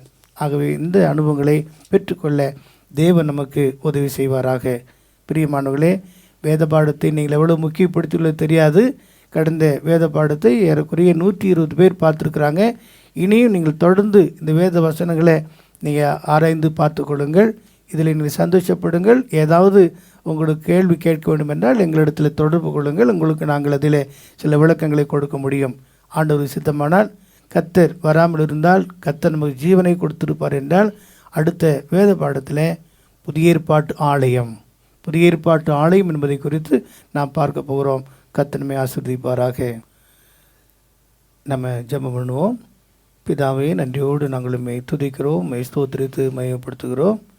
கடந்த வேத பாடத்திலும் இந்த வேத பாடத்திலுமாக தேவனுடைய ஆலயம் கட்டப்படக்கூடிய அந்த ஆகாய் 1:8 மலையின் மேல் ஏறி போய் மரங்களை வெட்டி கொண்டு வந்து எனக்கு ஆலயத்தை கட்டுங்கள், அதிலே நான் பிரியமாயிருப்பேன், அதனால் நான் மகிமைப்படுவேன் சொன்ன அந்த வார்த்தையின்படி ஏசாயா 41:19 நாங்கள் பார்த்தபடி கேதுரு மரம், சித்தி மரம், மிருது செடி, ஒளிவு மரம், தேவதாரு விருட்சம், பாய் மரம், புன்னை மரம் என்கிற இந்த காரியங்களுடைய ஆவிக்கேற்ற உள்ள அர்த்தங்களை நாங்கள் புரிந்து கொண்டு நாங்கள் தேவனுடைய ஆலயமே மாற எங்களுக்கு உதவி செய்யும்படி நாங்கள் ஜெபிக்கிறோம். மெய்யாகவே நீர் எங்களை நேசிக்கிறீர், அதுக்காக ஸ்தோத்திரம். நீங்கள் ஜீவனுடைய தேவனுடைய ஆலயமாக இருக்கிறீர்கள் என்றும் தேவனுடைய ஆவியான உங்களுக்குள்ளே வாசமாக இருக்கிறார் என்றும் அறிந்து செயல்பட வேண்டும் என்று எங்களுக்கு எச்சரிப்பை கொடுத்து கொண்டே இருக்கிறதுக்காக ஸ்தோத்திரம். மெய்யாகவே இந்த வசனங்கள் எங்களுக்குள்ளே ஆவியாக, ஜீவனாக, வல்லமையாக வெளிப்பட எங்களை அர்ப்பணிக்கிறோம். தொடர்ந்து வழிநடத்தும், காத்துக்கொள்ளும். துதியும் கனமும் மகிமுக்கே செலுத்துகிறோம். இயேசுவின் மூலம் வேண்டிக்கிறோம் பிதாவே, ஆமேன். என் ஆத்துமாவே கர்த்தரை ஸ்தோத்ரி, என் முழுவலுமே அவருடைய பரிசுத்த நாமத்தை ஸ்தோத்ரி. என் ஆத்துமாவே கர்த்தரை ஸ்தோத்ரி, அவர் செய்த சகல உபகாரங்களையும் மறவாதே. ஆமேன். நம்முடைய கர்த்தராகிய இயேசு கிறிஸ்துவின் கிருபையும் பிதாவாகிய தேவனுடைய அன்பும் பரிசுத்த ஐக்கியமும் இன்றும் என்றும் சதா காலங்களிலும் நம் அனைவரோடும் கூடவே இருப்பதாக. ஆமேன், ஆமேன், ஆமேன்.